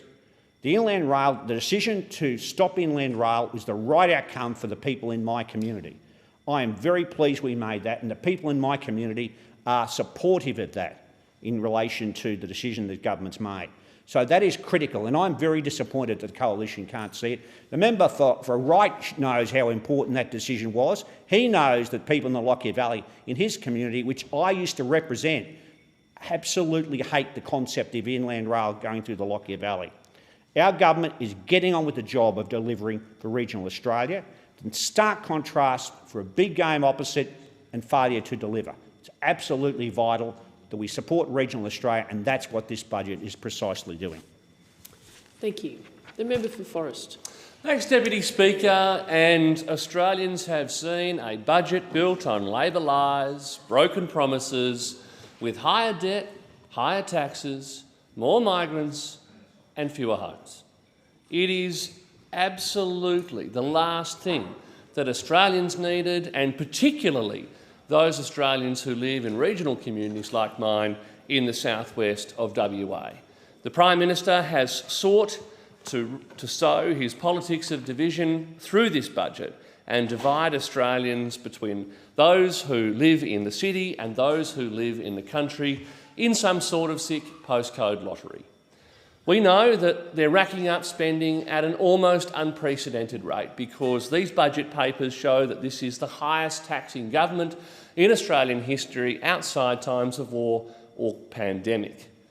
Indeed, the government's own projections show that there is no sign of a surplus until at least the middle of the next decade, and they are sneakily squirreling away a bunch of spending in off-budget numbers, racking up some $256 billion in total spending on the national credit card. Now, that is money that our kids will have to pay back. So to dress this up as a budget that somehow addresses intergenerational fairness while pushing that credit card debt onto our kids is a disgrace. With more than $1 trillion in national debt on the horizon and rising beyond that, we are seeing our debt climb towards some $1.2 trillion over the decade, or some $37,000 for every Australian. This is a government addicted to spending more than it saves, and it highlights the fact that there's a big difference between what Labor says and what Labor does. So let's have a little bit of a deep dive into it, because the economy is sick. Growth on the government's own numbers will slow to 1.75%, whilst inflation rages in our country at 5% in the optimistic case, or pushing 7% in a more pessimistic case. That means that already Australians are poorer today than they were on the day the Albanese government was elected, and that will only get worse in the years ahead. We have been in a real GDP per capita recession for years, and that, as I say, will continue on the government's own numbers. The budget did contain some 130 new measures reflecting the continued expansion of government, which is pushing some 27.1% of GDP. There's billions of dollars of spending in the short term, despite claims of restraint. But where's the good news for regional Australia? The reality is that regional Australia has been shafted by this budget, and none more so than my community in the southwest of WA. There's $3.7 billion for the suburban rail loop in Victoria, a fanciful project that the Allen government seems determined to do no matter the cost. And we all know why. It's because of the CFMEU and their cartel mates demanding more and more infrastructure funding funnelled into the organised crime links that they have. There's some $30 billion in money that's already been siphoned off by organised crime and the bikies in Victoria, and yet there's more billions being pumped in by this government. However, is there $25 million for the Busselton Margaret River Airport? Not a cent. Margaret River Hospital has been unchanged for some 25 years, despite the population surge around it, the huge numbers of tourists that flock to that part of the world every year. Any money for the upgrade there? Not a cent. Indeed, the only infrastructure funding in the regional budget statement for Western Australia is a $4 million road. A $4 million road. It is a disgrace that the Prime Minister and his government pretend to be a friend of Western Australia whilst handing down a budget of betrayal built on Labor lies and broken promises that leaves Western Australia, and particularly regional Western Australia, high and dry. The reality is that Australians are going to pay more for this spending spree. They're going to pay through bracket creep, inflation raging at between 5% and 7%, as well as the policy changes that are dressed up as tax reform but are really a tax grab. And they expose the central lie of this budget. The Treasurer has claimed that this budget rebalances the taxation revenue in Australia from salaries and wages towards assets and investment income. However, his own budget papers show the share of personal income tax rising over the decade ahead. This is a budget that is shamelessly a tax grab and attempts no serious tax reform at all. They rely heavily on banking some $37 billion in projected NDIS savings, which are backloaded and uncertain. And indeed, in regional communities like mine, where we've already seen slashing to things like regional travel allowance, it seems that those who live outside a city will bear the cost of that disproportionately. But that increasing debt means more taxpayer money diverted into interest payments rather than the delivery of services, especially the delivery of services, like I say, in regional WA, where we have been ignored for too long. So the major changes, including capital gains tax discounting being adjusted to an inflation model, restricting negative gearing to new builds and increasing the taxes on trusts, that targets aspiration. Tuesday, May 12, 2026 will go down as the day that aspiration died in Australia. And unfortunately, those like my farmers, small business people, fishermen and other agricultural operators are the ones who will pay the price of this. The reality is that some $13 million Australians have been promised a $250 carrot from 2028. The bad news is that with inflation raging, the benefit of that will be gobbled up in real terms in just 6 months from today. That means that Australians are poorer today than they were the day that the Albanese government came to power, and that situation will only get worse from here. On housing, we've seen across the southwest of WA immense pressure on rents and house prices. The reasons for that are obvious to anyone who's bothered to look. Too many people have been welcomed to Australia too quickly, and the standards for those migrants coming to Australia has been too low, at a time where we are delivering fewer and fewer houses. In Western Australia, the number of dwelling completions has decreased every quarter for the last year. More migrants coming to arrive in a country and a state with fewer houses being built is obviously pushing up prices. It is obviously pushing up rents. And that is why in car parks next to the Bunbury Outer Ring Road, there are things resembling shanty towns now, with more than 100 people living there, all with cars, all with jobs, and some, shamefully, with kids forced to live alongside them in their cars. This is a housing crisis, and this government is now entering its 5th year running this country. They talk about what went before. It's time we saw some accountability and some ownership from the bloke who promised Australians that he would be the guy that would show up, that would take responsibility and be accountable. But I guess that was just another promise broken. Another time that the Prime Minister looked down the barrel of a camera and promised the Australian people one thing before the election, only to do something completely different the day after. Because this is a budget of betrayal. It is built on Labor lies. It contains higher debt, higher taxes and higher spending. It also promises fewer homes and more migrants. It does nothing for the people of regional Western Australia, the people that I'm fortunate enough to come to this place to fight for. And they blame the war in Iran for all of it. It is a disgrace, Deputy Speaker, because at the same time, the Australian Public Service has grown here in Canberra to more than 217,000 staff. The budget includes some 700 people for the new Environmental Protection Agency. At the same time, the government's promising to cut red tape and get projects moving in states like mine. However, 4 months after the passage of the EPBC reforms, Minister Watt travelled to Perth to announce there'd be 8 months of discussion to land an MOU by the end of the year. If we really had a one-stop shop for approvals to get projects moving in WA, we certainly wouldn't need 700 people at a cost of many hundreds of millions of dollars here in a new Commonwealth Environmental Protection Agency. This budget is a shameful betrayal of regional Western Australians.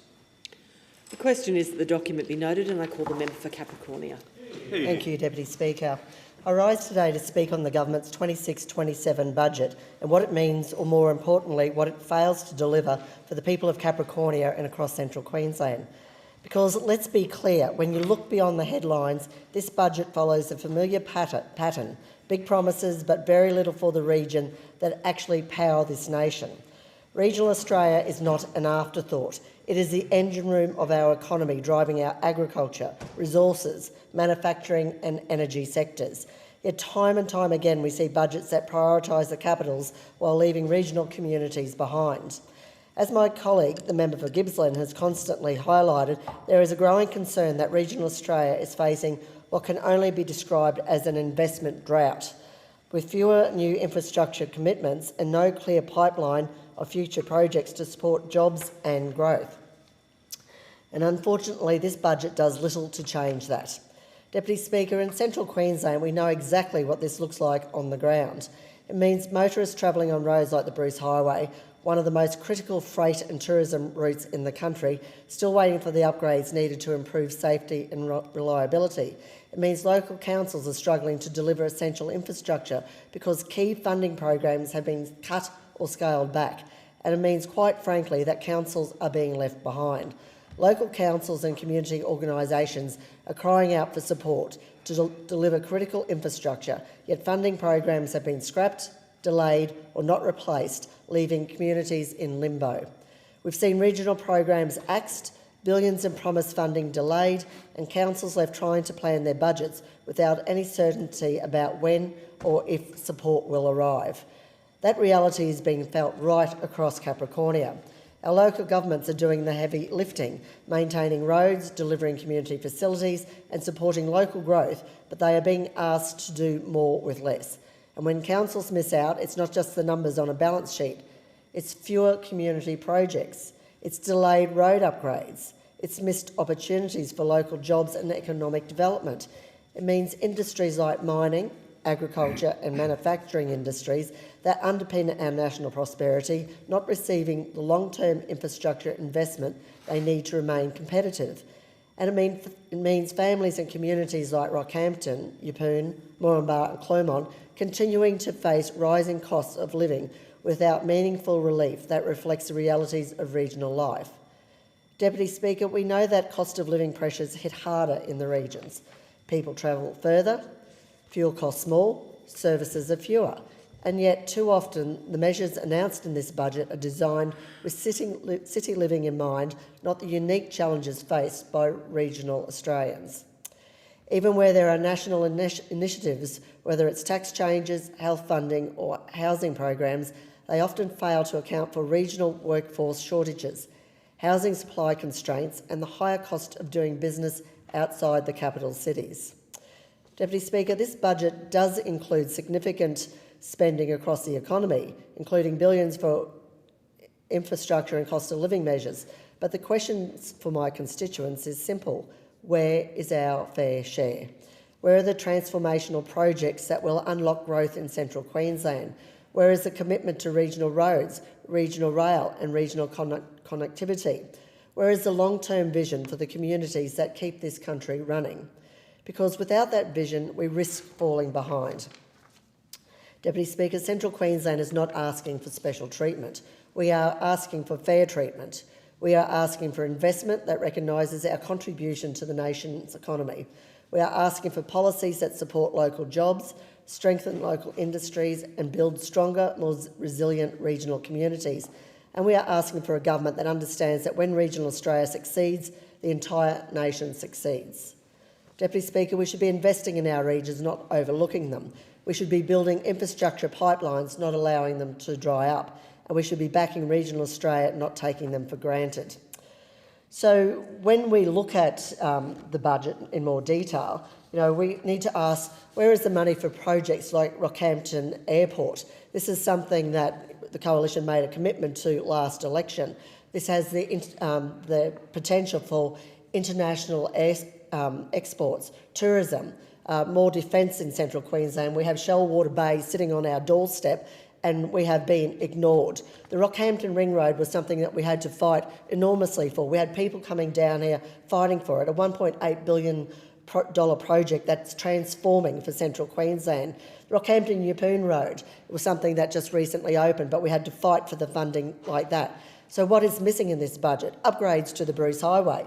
We see that the Treasurer says, oh, we've put $1 billion extra into the Bruce. Well, where? Down the southeast corner, around the capital cities. Nothing, no, not in your patch, not in my patch, not between Rockhampton and Mackay, that's for certain. And the amount of traffic that we have on there, the trucks, the tourism, the military are enormous, and we keep missing out.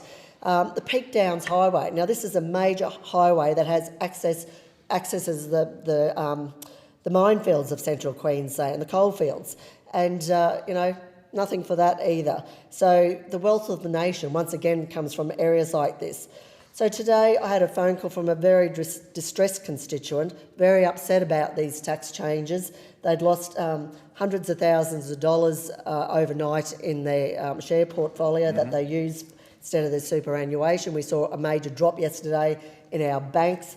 This is horrendous what is going on. People have worked hard all their lives, and now this is being ripped away by this government. It's an absolute disgrace. The people of Capricornia and the people of Australia deserve more than words and more than what has been offered in this budget speech. They deserve action, and until we get it, I will continue to stand in this place and fight for them. Thank you. Thank you so much. The question is that the document be noted, and I call the member for Cowper. Thank you very much, Deputy Speaker. Well, I was genuinely hopeful when I received the budget papers, and I was hopeful that our regional communities would finally receive some recognition of the potential that we have when it comes to solving the issues facing our country at the moment. And when I heard prior to budget night statements like, we will be providing a framework for more houses to be built in every corner of the country, well, I thought brilliant, because my electorate, that's us. We've got the room. It's certainly a beautiful place to live. We've got the demand, particularly coastal areas, and we could see some really decent infrastructure build there to provide those houses that we are desperately in need of. And then I saw Labor's broken promise on negative gearing wouldn't apply to new home loans. And I thought, okay, silver lining to a very dark cloud. You know, at least it's aimed at electorates like mine so we can get the benefits of investor builds. But then I read the regional ministerial budget statement, and I looked at the regional investment framework. And what it was this government telling regional people what they wanted, not asking what they wanted or what they needed. And effectively, they were treating regional people sanctimoniously in ideological terms, not tangible ones. That in every corner of the country actually meant, well, outer suburbs. Because the three priority areas and the key objectives, this is on page 19 of the budget report, the priority areas and the key objectives for regional areas is meeting the needs and providing opportunities for First Nation people, supporting the transformation to a net zero economy, and finally, achieving gender equality. These are the three focus areas that this government believed were unique and specific, their words, to the needs of regional communities. Now, I'm not going to say what came out of my mouth when I read that, because it would be unparliamentary. It would be unparliamentary. And I'm in enough trouble at the moment. But the fact is, my community's population is growing rapidly. I'll give you an example. Port Macquarie West has grown 17.5% since 2021, and Coffs Harbour is now ranked third on the New South Wales top 10 list of unaffordable areas, outranking the affluent North Sydney as a result of the population boom putting an extreme squeeze on the housing market. We are desperately in need of infrastructure to keep pace with this boom. And from a national perspective, we need to be recognising the potential that we have in the regions, in Cowper, to solve the housing crisis. People want to move to the mid-north coast. People want to move to the regions, out of the cities, to have a better life, and they should be able to have that choice. We just need the funding and we just need the focus to achieve it. We have to invest in our roads, both in paving the roads but also maintaining them. Areas in Port Macquarie like the Oxley Highway and Wrights Road. If you live in Port Macquarie or travel to Port Macquarie, you know exactly what I'm talking about. And I have lobbied long and hard, firstly, for the return of the $5 million that was taken from us for the feasibility study. And secondly, for the Minister to come up and have a look. But those requests have been denied. And to add insult to injury, the state Labor government has contributed funding to the donut, which is completely the wrong area. It should be focused on Wrights Road. And then you have a look at Waterfall Way. Again, was closed recently. The shop owners, the retailers in Bellingen saw a 60% decline in turnover, and in fact, some of them have been forced to close. Again, on bended knee, begging for funding that has been ignored. In fact, the Infrastructure Minister went up to Coffs Harbour, which is only 30 minutes up the road, to claim credit for the bypass which is ongoing, which in fact was promised under the coalition in 2022 by the state and federal government. She wouldn't go and visit Bellingen and have a look at Waterfall Way. 30 minutes. And these poor people in Bellingen and Dorrigo have to put up with this day after day after day. We need the funding for our regional towns. Deputy Speaker, we also need investment in telecommunication. We can't reach our economic potential without it. And I lament the last disaster round of 28 towers went to 28 Labor seats. I've made the point time and time again. And 5 of those were deemed not appropriate. So it just went back into the bucket. These aren't big ticket items that we're asking for. We're not asking for football stadiums. We're not asking for, the top running tracks. We are asking for the basic services. Water, sewerage, telecommunication that you have in the city, that you have in peri-urban areas. Why can't we have that? Why can't our people have that? Port Macquarie is facing a situation where their water and sewerage is now at capacity. And the Mayor said to me, if it gets any worse, if we do any more development, you will not be able to flush your toilet. This is not the Philippines. This is not Indonesia. This is regional Australia. Every single mayor in my electorate I spoke to the day after the budget, they're gutted. They are gutted, but they're also very, very angry because they know the best that they're going to get out of this budget is $1 million per electorate. $1 million does not cover the construction of 1 kilometre of roadway. Not 1 kilometre. We have tens of thousands of kilometres of roadway throughout my electorate.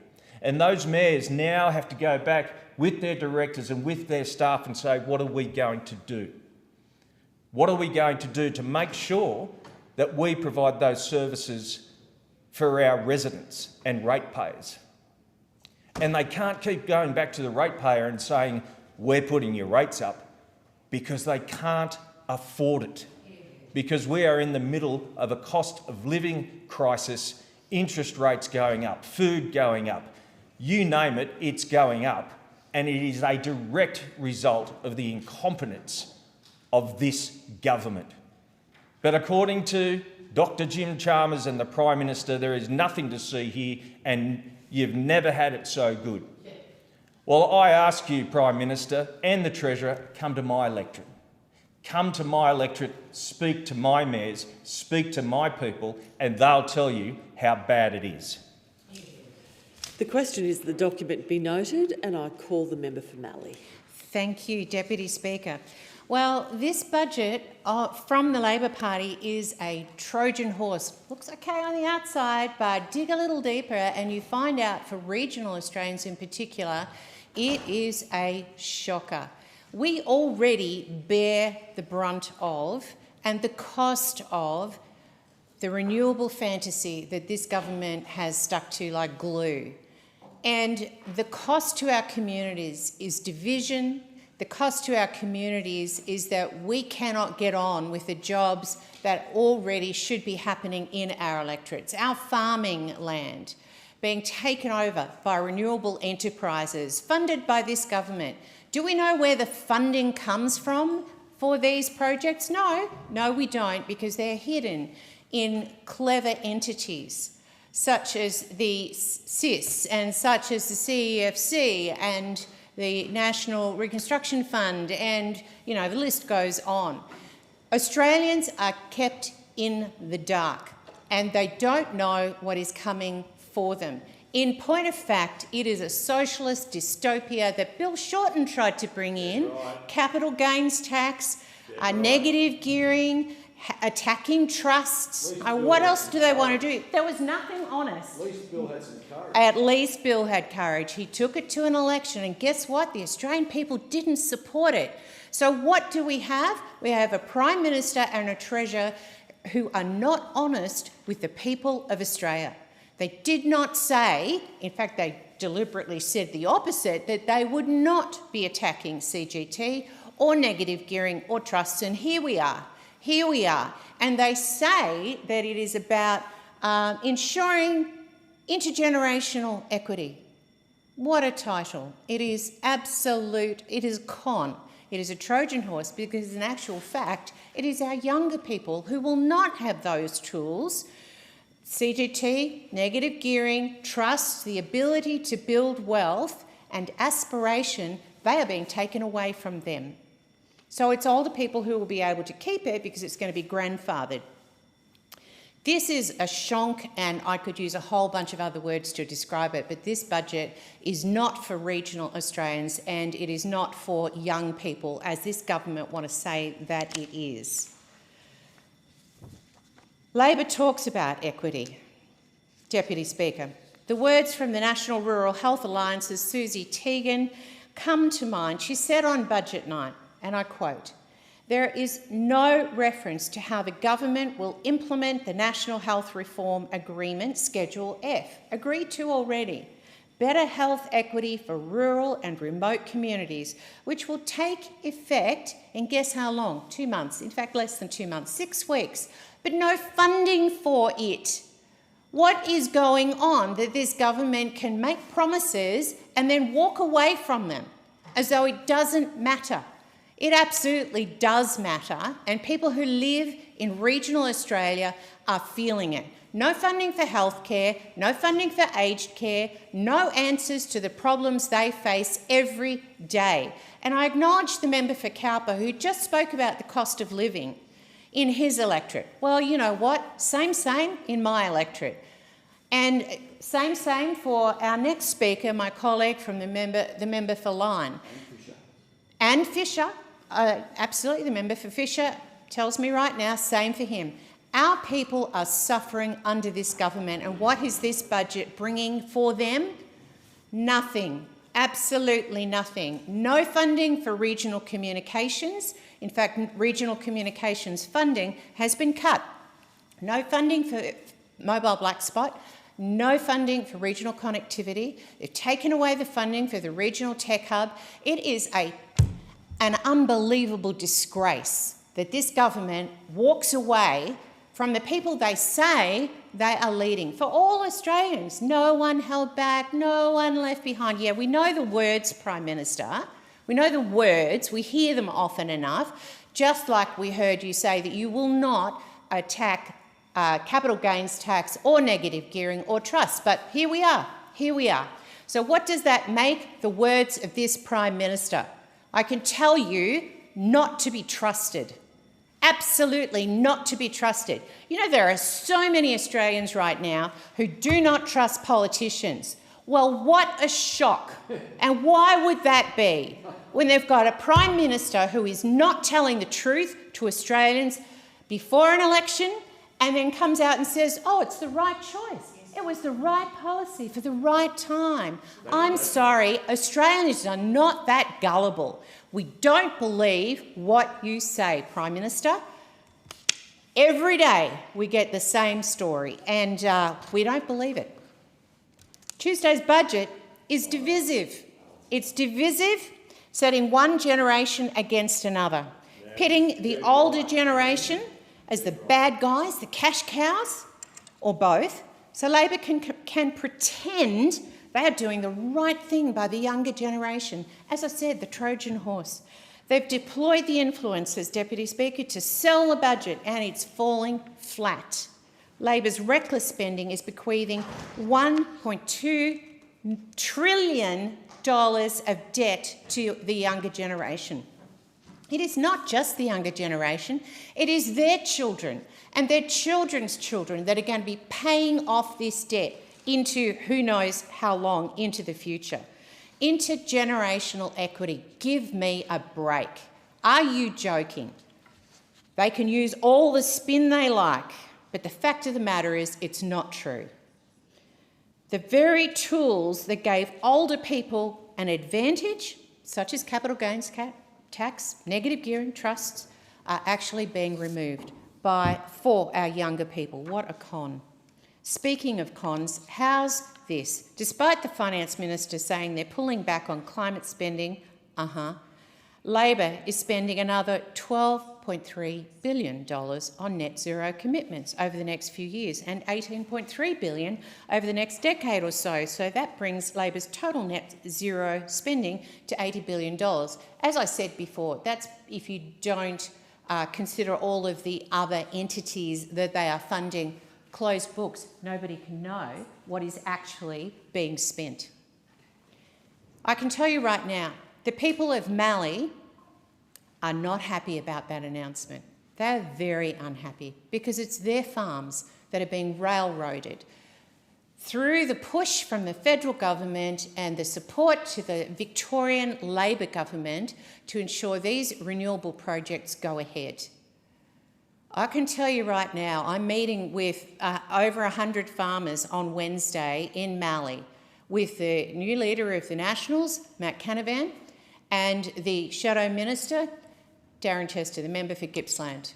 They're coming down to meet with my farmers because my farmers are very angry with the Labor government and they have all right to be so.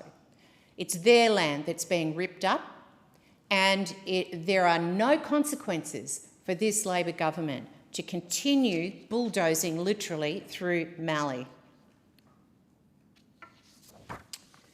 It's ironic hearing a government use the word equity to describe the creation of intergenerational divide between older and younger people, when the gross inequity we in the Nationals know, sadly all too well, is the inequity between the city and the bush. This is literally the Prime Minister who has brought the greatest division to our country, going back to the Voice, which was never flagged prior to the election. I mean, what else is going to be coming from this Prime Minister that has never been flagged with the Australian people prior to an election? Setting older against younger Australians, setting city Australians against those in the bush. It is an outrage. He's dealing with anti-Semitism over the last couple of years. What awful leadership, if leadership you can call it. This budget is just simply another nail in the coffin for regional Australians. but worse, it continues to bring divide to Australians. I can tell you the truth. I'm not impressed. My electorate's not impressed. I thank the member. The question is that the document be noted, and I call the member for Lyne. Thank you, Deputy Speaker. Next week represents a year since my electorate was smashed by a 1 in 500 year flood. Next week will be a very traumatic time for many people in my electorate. And I had hoped that the federal budget that was released on Tuesday night might just do one thing, might give some hope to the people of the Mid-North Coast and the Hunter region that I represent, that this government cares and this government delivers and listens and delivers for the people on the Mid-North Coast and Hunter region that I represent. Now, I wasn't going to leave anything to chance with this federal budget. I'm a new MP. I'm learning the ropes, and I did not want to leave anything to chance. So I took the opportunity to develop a pre-budget submission. I worked with my communities. I asked them, what are the priorities in your community? Share them. It don't matter if it's a pothole in your local street or a major piece of infrastructure. And I developed this submission, which I put into the Albanese government's Treasury process pre-budget submission, doing the right thing, making sure the government was very clear on the agenda for the Lyne electorate. And so the budget was handed down, and all I can say is that the budget was handed down provides no hope to the people of the Mid-North Coast. What it is a regional funding bloodbath. At a time when my community needs support, it's crying out for support for so many services and infrastructure right across the region. Now, I know a lot of you would be expecting me right now to say, what about that urgent care clinic in Taree? I'm saving that up for the women's statement. I am saving that up for the women's statement, but Deputy Speaker, I was very disappointed. I was very disappointed in the regional statement that the list of urgent care clinics in regional Australia left off Maitland. It left off the Maitland Urgent Care Clinic. I was very disappointed because, like you, it's important to my communities in the southern part of my electorate. Deputy Speaker, you may want to have a look at that list. I think it's page 51 of the regional statement, but Maitland is not listed. It should have been listed, as should have Taree, but I will come back to that in another speech today. And please, you're all welcome to join. But if I can just focus on one area that I went to quite extensive notes and submission is around roads, around local roads. I think all of us, the member for Fisher, the member for Mallee, we all are desperately needing investment in local roads. I'm on an inquiry at the moment looking at the financial sustainability of local government. They're crying out for more investment. I know the government says that they've doubled investment in roads recovery, a great coalition, a great National Party program from 20-odd years ago, and they acknowledge that roads to recovery is making some difference. But it's come at the expense of accessing the local roads and community infrastructure program, a program that every council that's appeared before the inquiry has praised as a means of getting funding out to key projects, because it's not competitive. It's effectively block funding, and it allows them to prioritise those critical roads, local roads, small roads in their communities. And again, this budget, there was not one additional cent in roads funding for any part of regional Australia, including the Lyne electorate. And I made a number of submissions about particular roads, including the unfinished Pacific Highway. When the commitment was made to duplicate the Pacific Highway back in the mid-90s, It came after the Kempsey and Grafton bus crashes, and the decision was made at the time to fast-track the 4-laning of the Pacific Highway and come back and do those the overpasses, the grade-separated interchanges. Well, what are we now, 20 years on? And we've got 6 of those overpasses still not on anyone's books, not on the state government's priority list. There has been some funding, I admit, for the Buckets Way, but we are a long way from seeing any prioritisation of fixing those intersections. Now, anybody that's from Dungog South that goes, maybe their kids go to school in Madawi or they're working at Williamtown or Raymond Terrace, or, they use the intersection, the Buckets Way and Madawi Road. Now, you're playing chicken with the traffic at those intersections, but yet they're not on the priority list for the New South Wales Government, and they need to be, as does the Houston-Mitchell Drive intersection with the Pacific Highway, which is, I think, one of the most dangerous intersections on the Pacific Highway that needs to be addressed. Now, when you raise it with the New South Wales Government, they're talking about, well, we're going to make another U-turn down 200 metres down the road. That is not going to save the lives of the people that use that intersection. And the community has been crying out for investment there. They're also crying out for investment and to support local councils to put money into the length of the Buckets Way, the length of the Lakes Way. The Lakes Way used to be the Pacific Highway. And if you drive on it now, I've got constituents coming to me talking about, busted suspensions and blown tyres on that Lakes Way, which is not only an important route for people from Foster and Tuncurry down to Bulladila and south along the Pacific Highway, but it's a tourist route. I mean, we're talking about attracting people to our region, and they're coming on a pothole-filled, road, a substantial road, but one that's full of potholes. I mean, that's just great for, showcasing the wonders of the Great Lakes. And we've got the Thunderbolts Way as well. And then I could go to a lot of those smaller roads that are key, productive routes. We've got the Lawn Road, and the member for Maranoa is here, and he has been to Lawn Road. In fact, made a substantial funding commitment to Lawn Road. This is a key road from the Comboyne Plateau down to the Pacific Highway. It's a produce route for dairy, beef and horticulture, and yet there again, you're playing chicken with your life if you're coming, a tanker's going up to collect milk and you're bringing your family down maybe to go to school at the Camden Haven High. Again, these are critical routes. This matters to the people in regional Australia.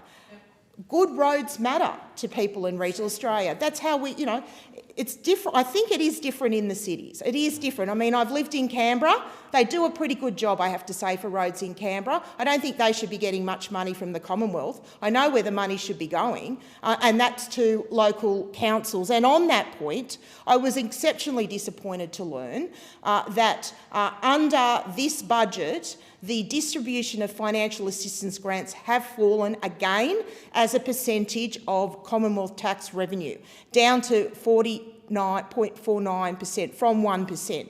Now, that has a real impact on regional councils. Councils in regional members' electorates, some of them rely 10, 20, 30% on those financial assistance grants, and they make the difference to be able to fix the local roads, to make sure that the local footy club has a field that they can play on that's safe, to look after the local swimming pool. And in our communities, in our local council areas, we're talking about in Mid-Coast, it's not just one centre that they have. They have 5, 6 centres that have a swimming pool, that have a library, that have community sporting facilities. So, when you reduce financial assistance to local governments, you are impacting the way that people in our communities can live. So again, I mean, I've just touched on one issue that is incredibly disappointing from this federal budget. I'm also disappointed at stripping $103 million from the national water grid. I have a dam that needs to be built in the Manning. That opportunity potentially is now lost. I also note funding has been stripped from the wine tourism and cellar-door program, and also reduced funding for the agriculture stream of the Natural Heritage Trust. Now, this is about helping and supporting people in our regional communities invest in environmental stewardship. So I think, as I said, this is a regional funding bloodbath, and shame on this Albanese government. The question is that the document be noted, and I call the member for Maranoa. Well, thank you, Deputy Speaker. And on Tuesday night, we saw Labor's fifth budget. And let me tell you, they haven't got any better, particularly for regional Australia. You only have to go back to their first one in October 2022, when $27 billion was ripped out of regional infrastructure and put into little chestnuts like the suburban rail link that's going to cost over $200 billion and beyond. Infrastructure Australia hasn't been even able to have a look at it or tick it off on it, but we're going to continue to take infrastructure spending out of regional Australia and throw it all into the suburban rail link. That's taking away the productivity of this country. If you don't give regional Australia the tools they need, then this country gets poorer. And that again is what we saw again in this budget. We are seeing infrastructure being stripped out of regional Australia and put again into the suburban rail link, the inland rail. For some reason, the government can't tell us exactly how they got to $45 billion for this project, won't tell us in any detail where the costs have blown out, but have decided to pull it up halfway and not go through with this. But even if they were saving $45 billion, there's not a dollar spent on filling in some potholes on the Warrego Highway, the Cunningham Highway, the Leichhardt Highway, the Landsborough Highway, or anywhere across regional Australia. They've been forced into spending a few dollars up and down the Bruce because we made a commitment in the last term about doing an 80-20 split with the Queensland government to fix the Bruce. And it does need fixing, and it's outside Maranoa, but I grant you it's an important arterial. But this government has stripped away the 80-20 arrangements they have with state governments, and what happens is that means that the funding goes all into the capital cities and regional Australia misses out. And it's not just about the productivity of our nation, it's also about our safety. We are driving on roads that are effectively killing people. That's right. That is the stark reality that we live with every day. And this is about making sure that there is equity. And Anthony Albanese, the Prime Minister, made on his election night in 2022, no one held back, no one left behind. Well, that's unless you live in regional Australia. And when you look at what again was ripped out in 2022, they've come back again to take what was left in the cupboard on water infrastructure, another $100 million taken out of the National Water Infrastructure Fund. This was a fund that we had set up with $7 billion. In fact, a dam, Emu Swamp in my own electorate around Stanthorpe, was fully funded until the Albanese government came to power and took it away with the Miles government. That is around a community of Stanthorpe, around 8,000 people, one of the most productive food bowls in our nation, that is now already cutting water again to keep their permanent plantings alive for your apples and your peaches and your plums. They don't have the water security, and they are spending thousands of dollars every day, primary producers, in sending water tankers from down the road in Warwick, taking away the town of Warwick's water supply, where 15,000 people live. And lo and behold, we haven't thought about digging some holes and storing some water for when it rains so that these communities can not just survive but prosper. Right. And to take another $100 million out of that, it all might sound great, and people in metropolitan areas don't have a clue that this has happened and probably wipe their brow and go, you know what, doesn't worry us because we'll probably get an intersection upgraded. But what this means is your food security diminishes and your food prices go up. Because if you do not give primary producers the tools they need, then you produce less, and that means that you pay more. That is the stark reality of what is happening to regional Australia. And for communities like Stanthorpe and Warwick to have a piece of infrastructure that would have gone not just to increasing agricultural production, but would have given water security to the town of Stanthorpe as well, has been taken away by a government that is city-centric. And that tears at the very heart of exactly what it is to be Australian. It shouldn't matter where your postcode is. Yep. And then you get into, we've got a housing crisis as well in regional Australia. I've got to say, we're looking for people to come out and do the jobs. And for some reason, it's taken 5 budgets for the Albanese government to think that there now is a crisis for young people to get into housing. I mean, really? That wasn't an issue 12 months ago. They've only say now we have to tax housing more to actually get young people into housing. That was a problem 12 months ago. That was a problem 2 years ago. And now, because of this ideological budget, they've decided to tax housing more when effectively all they need to do is actually reduce migration. That's right. This government's going to bring in 2 million people into this country. And it's not just being poured into capital cities, that we're missing out in the regions where we need skilled workers, and they have brought people that haven't got the skills that we need.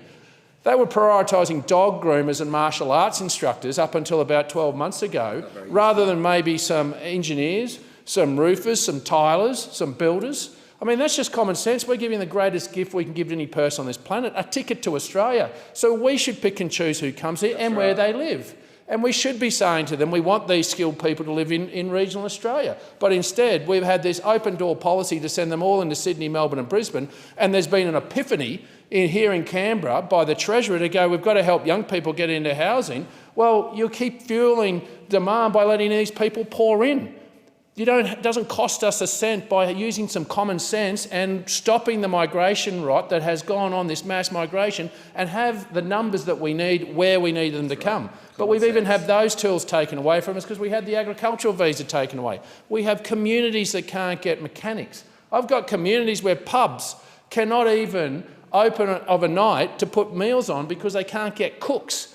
But yet we're pouring all these people into capital cities, but there's no chef sitting at the pubs in Barcaldine, the home of the Labor Party, apparently, where we cannot get the skilled workers because of this ideology that has just gone out of control, and we are paying the bill for it. And then you get to telecommunications. And again, we've seen this heartless response by this government, tools that we need. And there was outrage across this country when 000 didn't work. In the East Coast, and that was tragic. But let me tell you, we face that every day. 000 doesn't work for us most days because our mobile phones don't work. And what this government has taken out of this budget is the regional tech hubs. This was an organisation that was funded by the Commonwealth through the NFF to help people in regional Australia navigate new technology and find new technological ways to be able to keep themselves safe, not just do business, but keep ourselves safe. So I feel sorry for the families, and my heart bleeds for the families who lost loved ones in that 000 outage. But let me tell you, come and have a walk through Western Queensland. This mobile phone isn't worth the paper it's written on. It's worthless. It doesn't work in half the places because we haven't got the connectivity. We've had the investment stripped away. The investment stripped away in more mobile phone towers, better regulatory reform in protecting us, and now the one organisation that was set up, just 20 mil. I mean, most departments would spill that before Smoko on a Monday. They took 20 mil away from the regional tech hub to help regional Australians navigate technology to keep them alive. Where is the national outrage on that? Are our lives not as more valuable as those that lost them on the East Coast when 000 didn't work? I had a community of Dalby, 12,000 people didn't have mobile service for 2 weeks. And no one cared. No one made an eyelid about this in Canberra when you raised it with the minister or anyone else. This is the reality that we live in regional Australia, and this budget just goes to show that it just feels as though this government hates us. They don't think that there's any value of us living in regional Australia, what we contribute. We're paying the bills. We're feeding you. We're clothing you. And we're putting a whole lot onto trains that go out in a port that allow you to be able to have the infrastructure in the cities that you enjoy and you take for granted. That's right. We're not asking for a lot. We're just asking for some potholes to be filled in. We're asking for some water to be able to grow some more food for you. We're talking about the simplistic things of technology that would be able to give us the tools to be able to operate a business in the 21st century and to keep us alive and safe, and just to be treated fairly and to be able to say that we are part of Australia in a way that is valued. And even when you talk about housing, I will give credit where credit's due. The $2 million that they've announced around helping the last piece of infrastructure in housing across this country is a great thing. But it's a fraction of what we announced at the last election.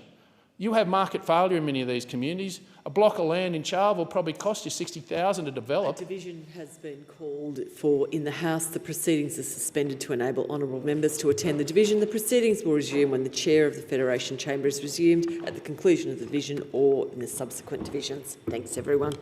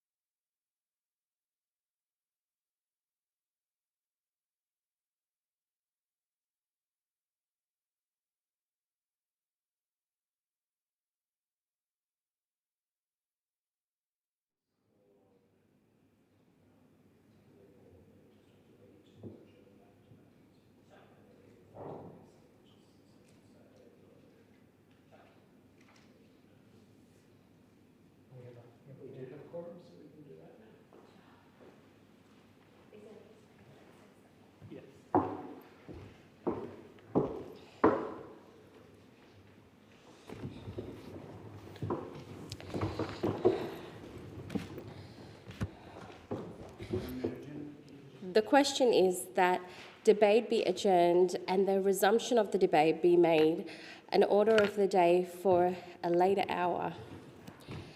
And those of that opinion say aye. Aye. Against no, I think the ayes have it. Oh, I call the clerk. Government business, further statements on David Malouf, AO.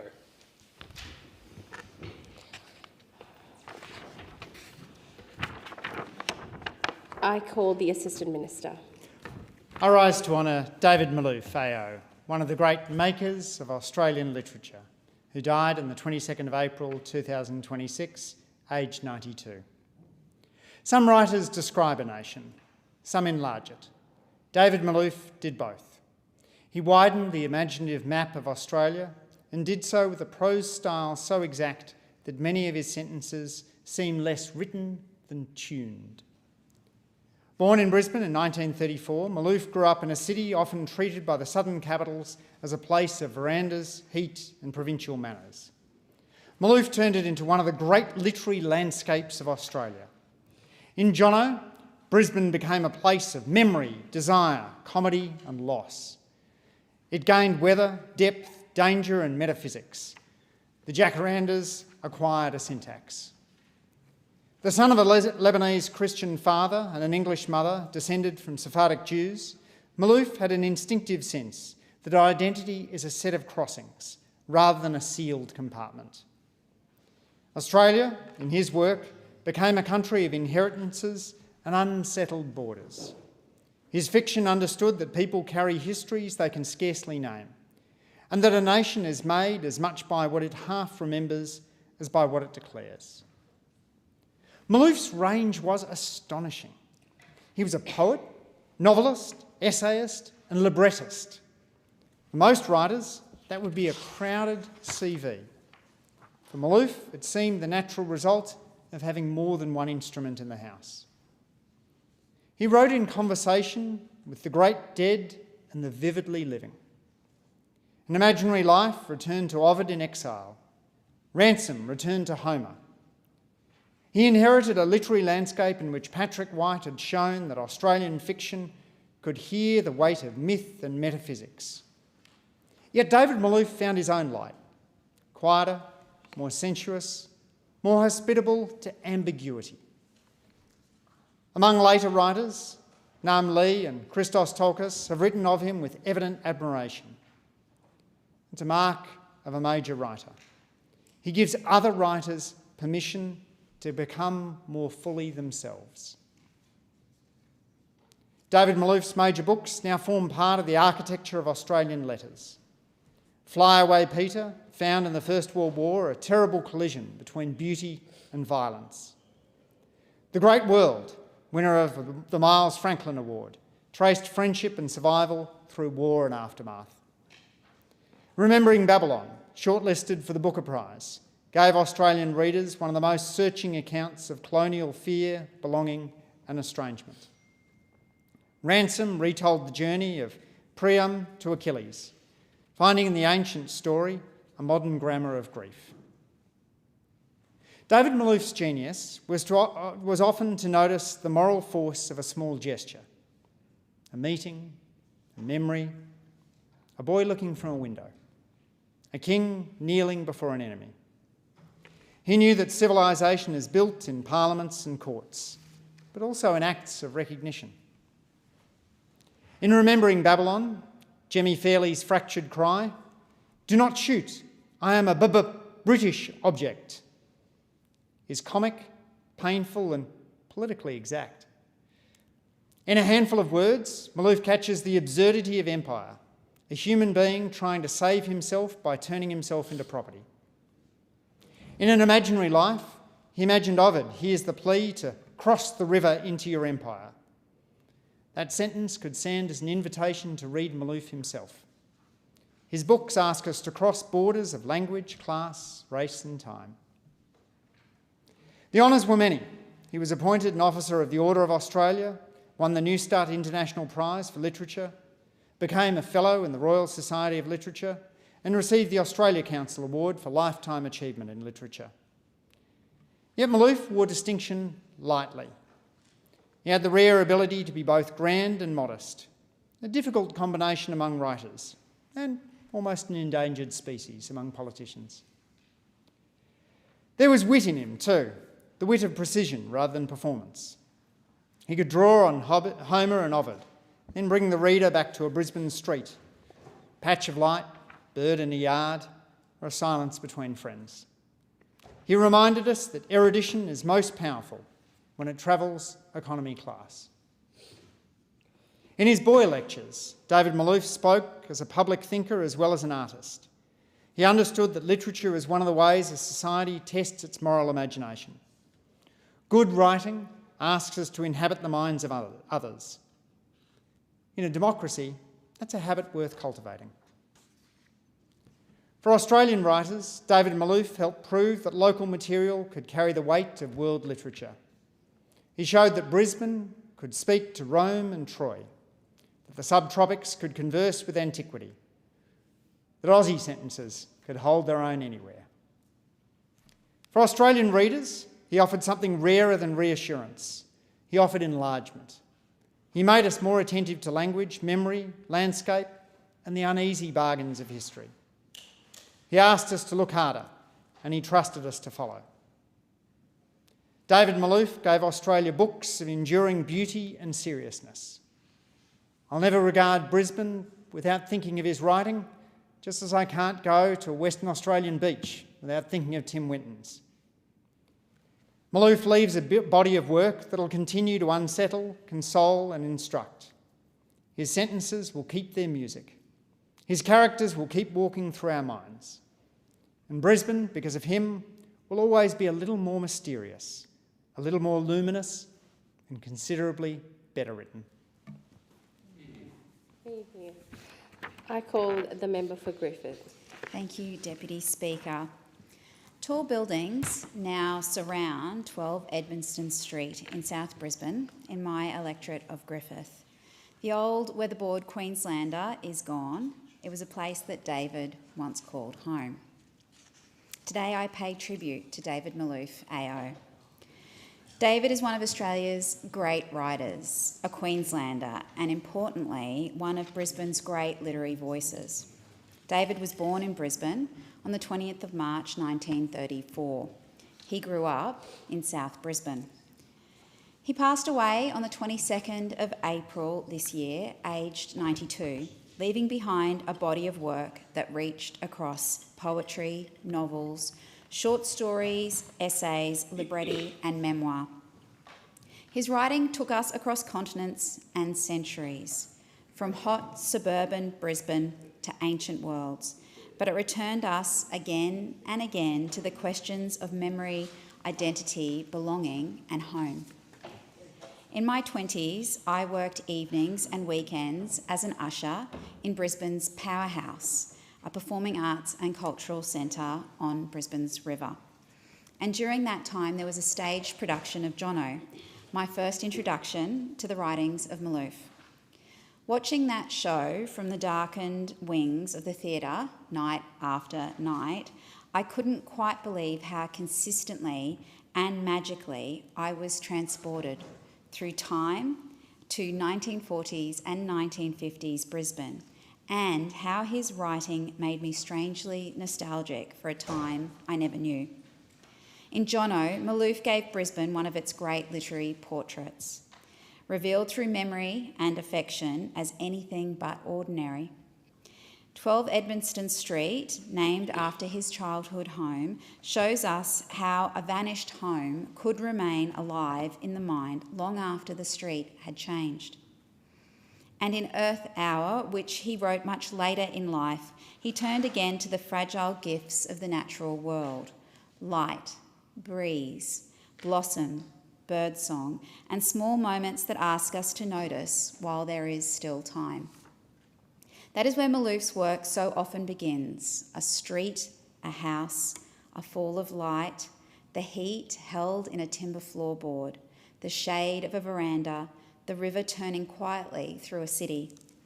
From Edmonstone Street, from South Brisbane and West End, from the remembered textures of an older Brisbane, his imagination opened onto the largest questions: who we are, where we belong, what we carry, and how the past continues to live in us. The city has changed. Houses have given way, streetscapes have shifted, skylines have most certainly risen. But Malouf reminds us that place is never only in its buildings. It is weather, memory, family, language, longing, and return. It is the city we inherit, the city we make, and the city that goes on making us. And perhaps that was true of Malouf himself. Gentle, generous, exacting, attentive, a writer who taught us to look again at the world closest to us and to find there the whole world. My condolences to David's nieces and nephews and to everyone who loved him. Vale David Malouf. I call the clerk.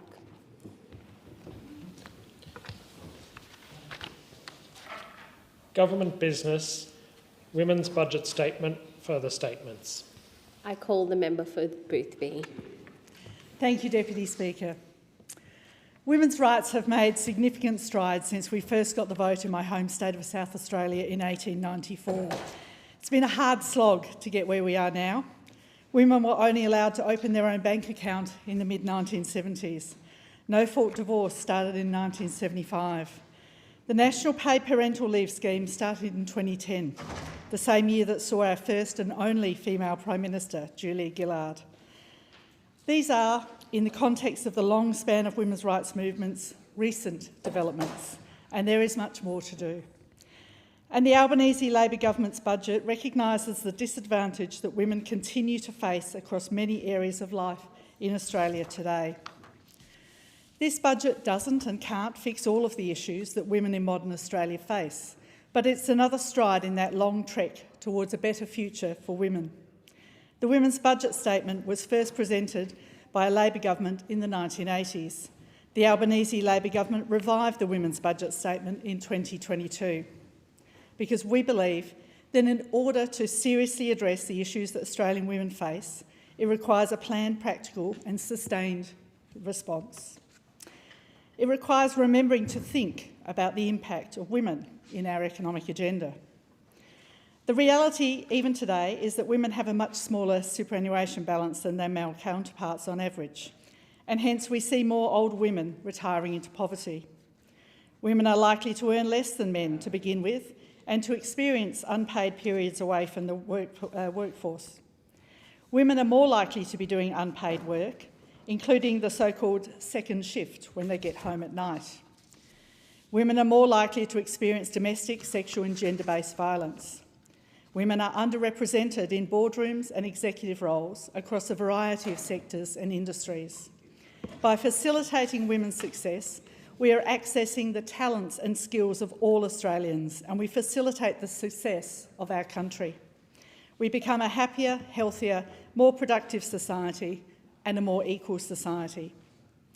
This budget, as with the government's previous budgets, will continue the move towards social and economic equity for women. In the words of the late Dame Roma Mitchell, former SA Governor and pioneer of women's rights, there is a need for affirmative action, not to give preference to women over men in employment, to ensure that women do not suffer detriment by reason of gender. And is this affirmative posture that the government is taking? We have put a gender-responsive budgeting at the very heart of this process, which means that every measure has also been considered for its impact on women. Be in no doubt these measures will make real and long-lasting difference in women's lives. Women will be able to keep more of what they earn. From the 1st of July this year, the government will be delivering more tax cuts for every Australian to help with the cost of living.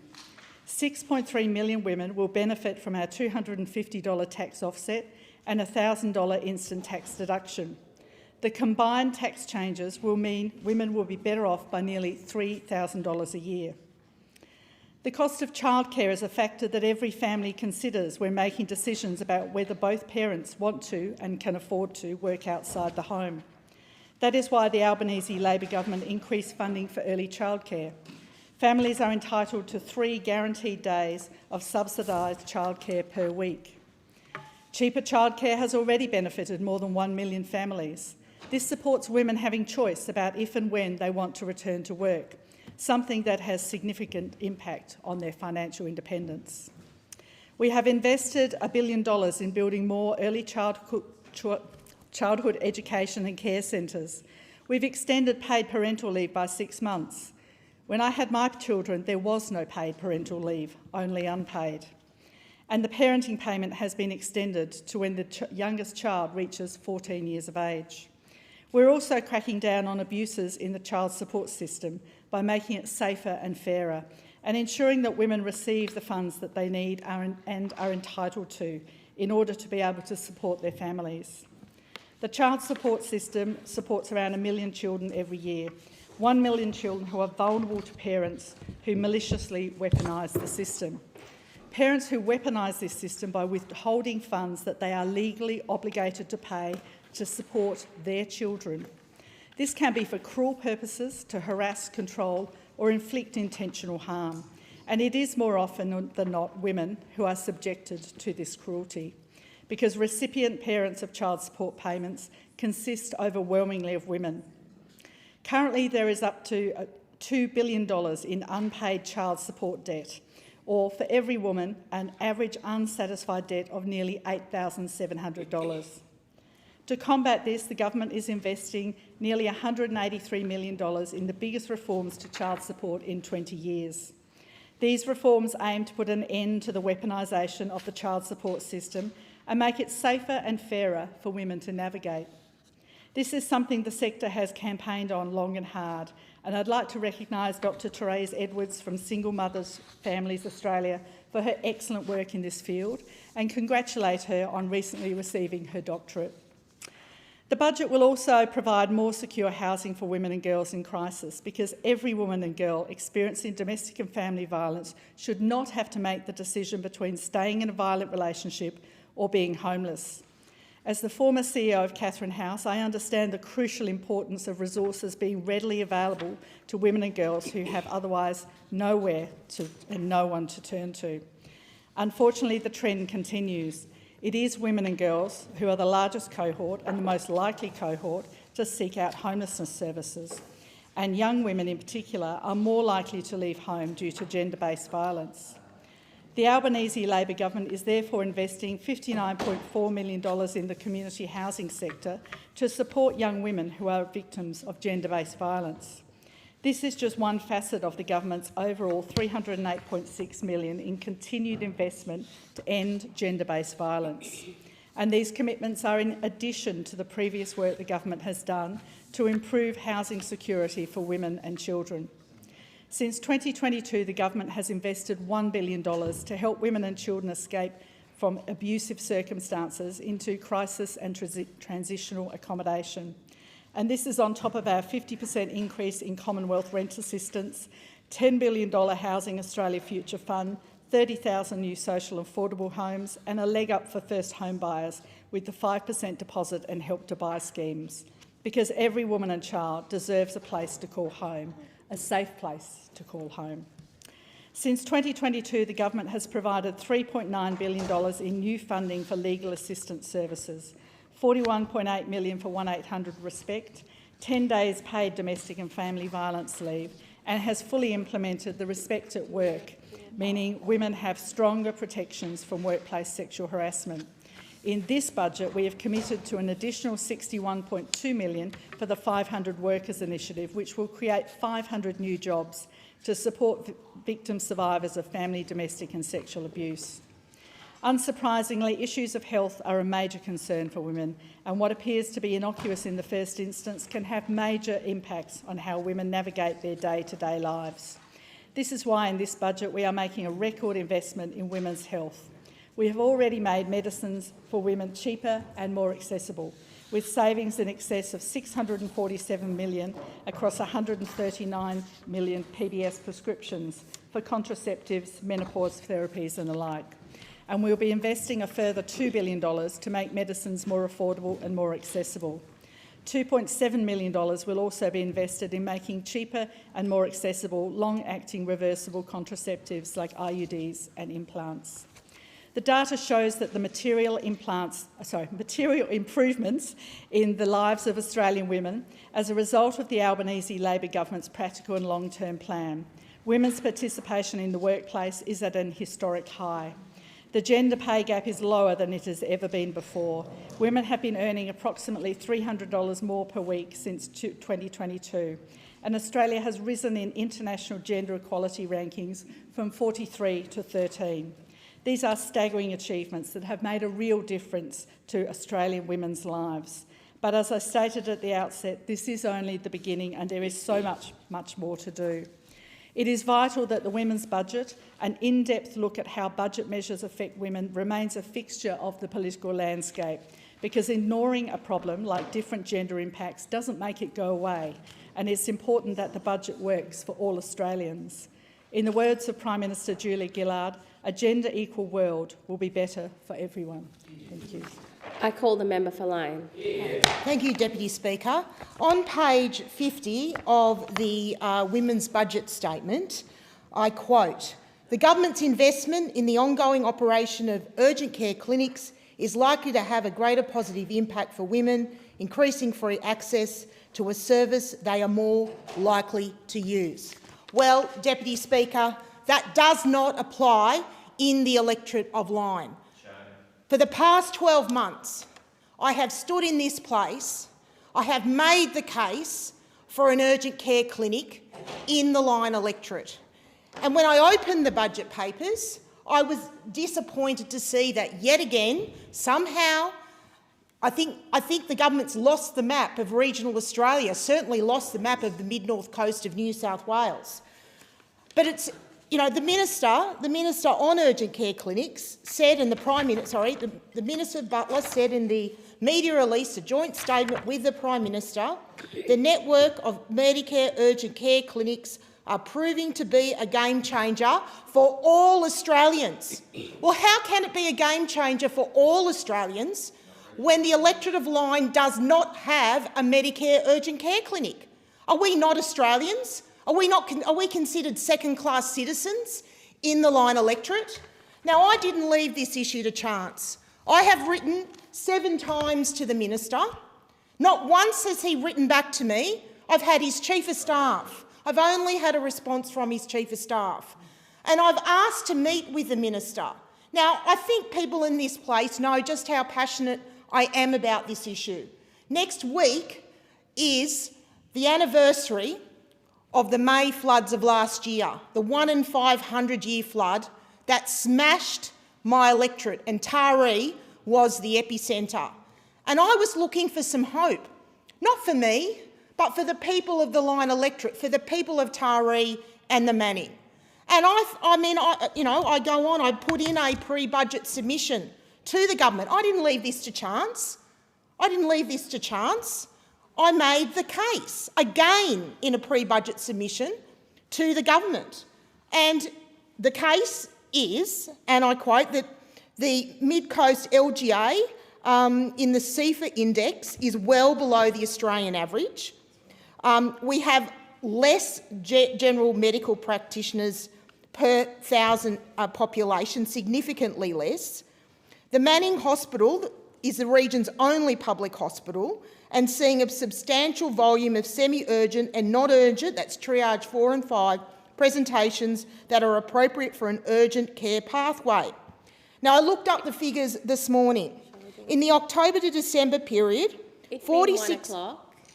I call the member for Hughes. Thank you, Chair. I move that the Federation Chamber do now adjourn. I call the member for Kooyong. Deputy Speaker, I'd like to share with this House an email from Dr Babak Far, a constituent of Kooyong, who, like many others, is concerned about recent harmful and alienating public rhetoric against Iranian Australians and other immigrants to this country. The letter read, "Dear Dr Ryan, I'm writing to you as one of your constituents in Kooyong, as a fellow medical professional, and a proud member of the Iranian Australian community. I wish to express my profound disappointment regarding recent comments made by Mr Angus Taylor and the broader trend of targeted policy affecting our community. I arrived in Australia 20 years ago with my wife. Since then, we've both dedicated our careers to the Australian healthcare system. My wife is a general practitioner and myself as a rehabilitation and pain medicine physician. Every day we care for Australians and work to improve our community. We have built our lives here on the promise that this is a nation where people are judged by their contribution and character, not by their place of birth. Now, Angus Taylor's recent remarks labelling Iran a bad country and suggesting that individuals from such backgrounds represent an inherent higher risk are deeply biased and reductive.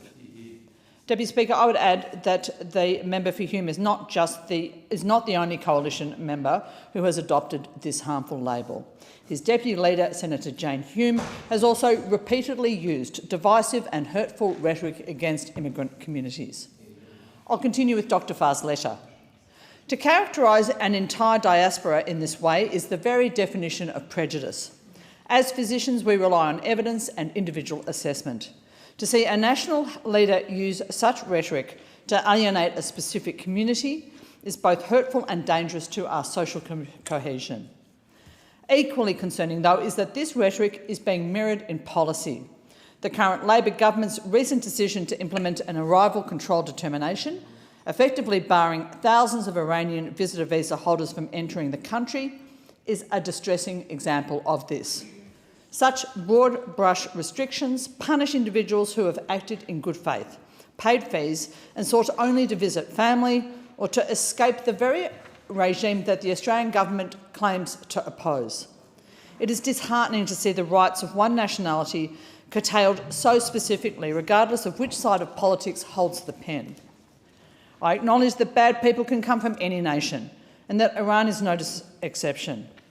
We share the frustration when individuals linked to the regime, such as the children of Mohammed Bagher Ghalibaf or senior IRGC commanders, are granted visas to Australia. However, these are the very people that the majority of the diaspora have fled from. To conflate the victims of a regime with the regime's own beneficiaries only compounds the injustice that we face. Iranian Australians are your doctors, engineers and neighbours. We are not risks to be managed. We are integral threads in the fabric of this country. As my representative, I ask that you stand up for the values of inclusion and respect and raise these concerns in Parliament to ensure that our community is not targeted by divisive rhetoric or discriminatory policy. Dr Farr's email ends there. Deputy Speaker, I sincerely thank Dr Farr and his wife, and I thank and acknowledge other Iranian Australians, for their contribution to our country. In Kooyong alone, I'm fortunate to represent more than 1,050 individuals who have Persian heritage. Around 800 were actually born in Iran and speak Farsi at home. When public speakers, like the Leader of the Opposition and the Deputy Leader of the Opposition, label entire nations, entire peoples as bad, they divide, they discriminate, they demean us all. They legitimise prejudice and they entrench hate. And that hate damages the very fabric of Australia's proud multicultural society. Deputy Speaker, I put it to the House that there are no bad countries, but there are, sadly, bad politicians who act in bad faith. The motion is that the Federation Chamber do now adjourn. Is the motion seconded? I second the motion. I call the member for Melbourne. Thank you, Speaker. This year marks 125 years since Australia's first Parliament opened inside the Royal Exhibition Buildings in the heart of Melbourne. For 125 years, the Royal Exhibition Buildings has stood as part of our national story. Long before Canberra became the seat of government, before this chamber, before the systems and traditions we now know, the Royal Exhibition Building held the very first Parliament of Australia. And when we reflect on the first sitting in 1901, we should celebrate how extraordinary that moment was. A new nation coming together for the first time, a parliament beginning its work, a democracy taking shape. But we should also be honest about what that democracy looked like at the beginning. Because while the parliament gathered inside that grand building, many Australians were excluded from the national story being written in there. First Nations people whose sovereignty was never ceded were not recognised in the founding of the nation, despite caring for the continent for tens of thousands of years. Women could not sit in this parliament, could not stand for election, could not shape the decisions being made about the future of the country they live in. There is one story from the opening of ceremony that stays with me. A young woman named Sabrina Peepers attended the opening alongside her father, the German consul. She was the only woman to sit among the dignitaries on the main floor of the exhibition buildings. She was there for the birth of the nation. But when the famous painting of the opening was complete, Sabrina had disappeared from her seat, painted out. In the place where she had been sitting, the artist painted himself instead. And there is something powerful in that choice. To paint a woman out is not just to remove a face from a canvas, it is to erase her from the memory of the moment. To suggest she was not the central to the story, not important enough to be remembered. Even when women were present in the room, they were often pushed to the edges of the story. And yet, 125 years later, that story looks very different. Australia became the first country in the world to give women both the right to vote and stand for Parliament in 1902. In 1943, Edith Lyons and Dorothy Tagney entered the Parliament and changed it forever. And today, this Parliament reflects more of modern Australia than ever before. People of different cultures, different faiths, different ages and different abilities. People whose families came from every part of the world. People with lived experiences that would once have been completely absent from this chamber and in many cases even the country. And for me, that progress feels especially meaningful because for the first time since Federation, the people of Melbourne elected a woman to represent them here. That progress matters. Not because representation alone solves everything, but because democracy becomes stronger when more Australians can see themselves inside it, when more voices are heard, when more experiences shaped the decisions we make. That is why the Royal Exhibition Building still matters so much today. Because as we mark 125 years since the first Parliament sat in Melbourne, we celebrate not only the history of the building itself, but the generations of Australians who helped shape the country since the first debates echoed through its halls. We honour the people who fought to be included, the people who pushed to be heard, the people who believed Australia could be fairer, broader and more equal over time. And we carry that work forward still, because that too is part of our national story. Yeah. And as the Royal Exhibition Building continues to stand in the heart of Melbourne, watching the country change around it for over 125 years, it reminds us that democracy is never finished. Yeah. It is something each generation must keep building and protecting. Mm-hmm. It is the idea that requires each of us, both in this place and across the country, to stand up for equality, for truth-telling, for a sustainable future, and for the young people who will take us up this unique Australian version of democracy. Each generation leaves its mark. Each generation widens the circle a little more. Each generation takes up the challenge of making this a better country. And after 125 years, that is something worth honouring. Yeah. I call the member for Page. Deputy Speaker, I want to talk about a few things that came out of the budget this week. But before I do, and I think it's important again, unfortunately, to remind this chamber, but also the Australian public, that this budget is built on broken promises. And it's important again to remind this chamber of that, because this is the whole issue that people have of trust in this chamber, trust in this institution of the Parliament. The Prime Minister was asked, and it's on record, over 50 times before the last election, which again was only 12 months ago, so we're not talking a great big period of time here, of whether he would do the three things that he announced in this week's budget. Now, you might say, well, why was he asked about those three specific policies?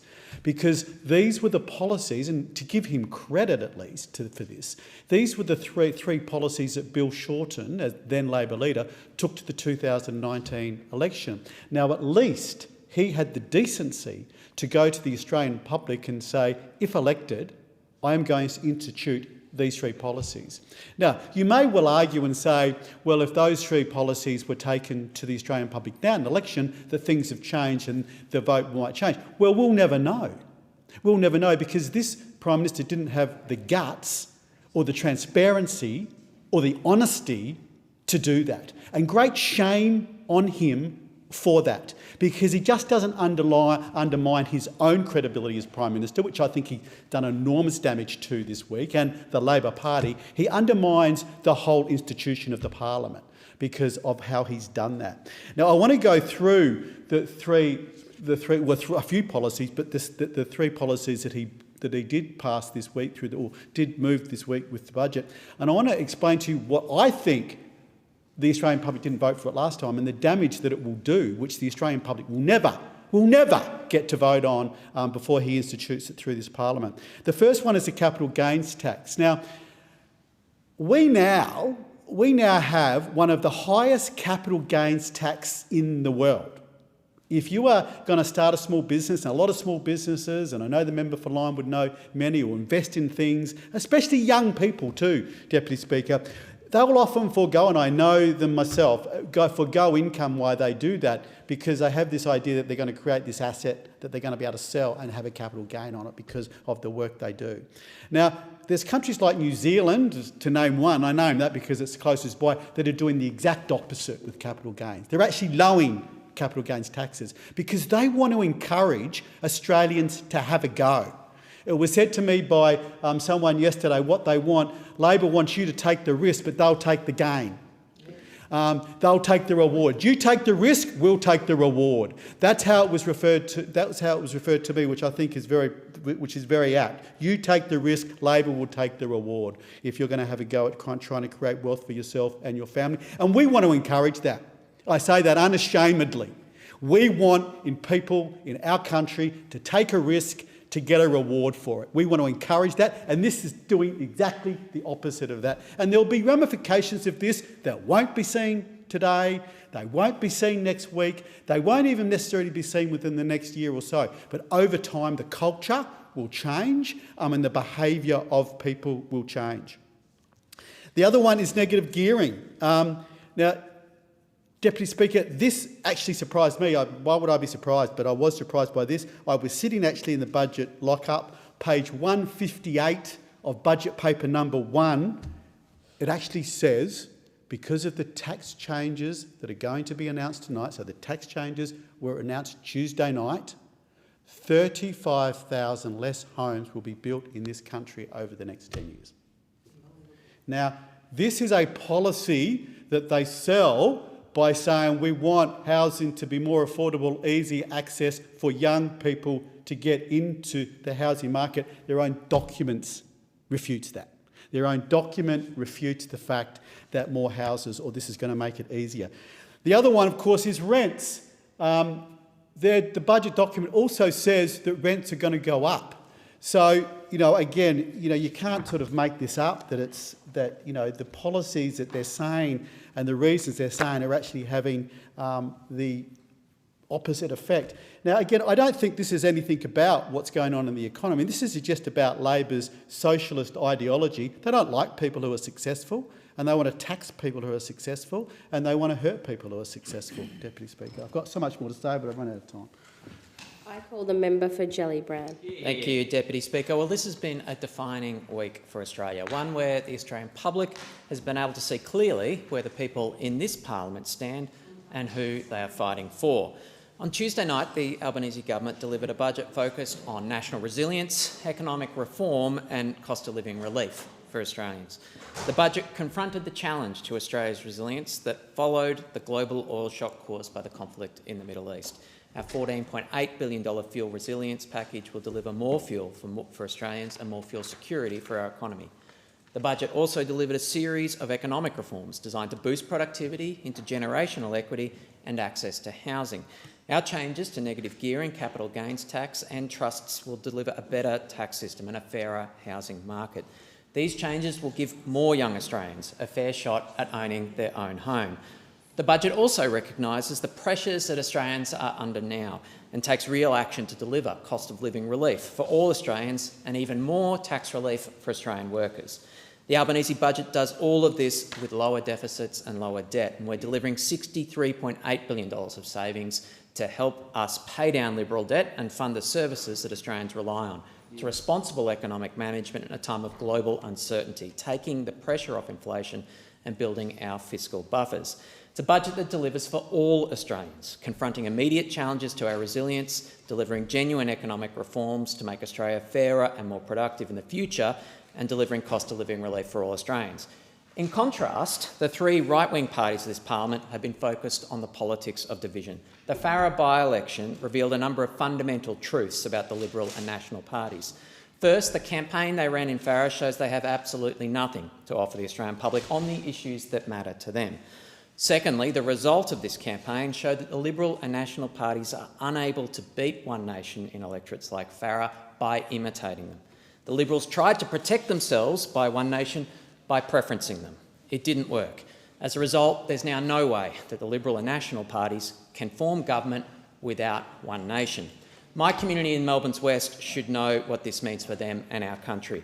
Modern Australia is a nation where more than half of our population is born overseas or have a parent born overseas. It's the story of my community in Melbourne's West. More than 2/3 of my community are born overseas or have a parent born overseas. Families that call my community home come from all corners of the world. They're our doctors, our nurses, our researchers, our IT geeks, our aged care workers, our entrepreneurs and business owners. They are an invaluable part of every dimension of Australian society and our economy. They are our friends and family, our fellow Australians. They contribute to Australia every day. They make our country a better place every single day. It's who we are. This is the modern Australia that the Albanese government proudly represents in this parliament, with a caucus that similarly draws on the contributions of MPs whose stories begin in every corner of the globe before becoming a part of our shared story as Australians. We love modern Australia, the country that we've all built here together. The three right-wing parties in this parliament have a different view.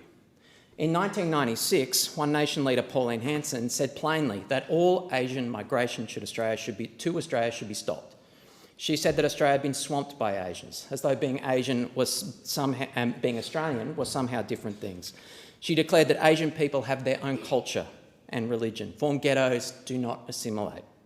She's never changed that view. 20 years later, in 2016, she was again saying that we will be swamped by the Chinese. In 2017, she said, "I don't change my tune. If you look back at what I said 20 years ago in 1996, it's exactly what I'm saying now."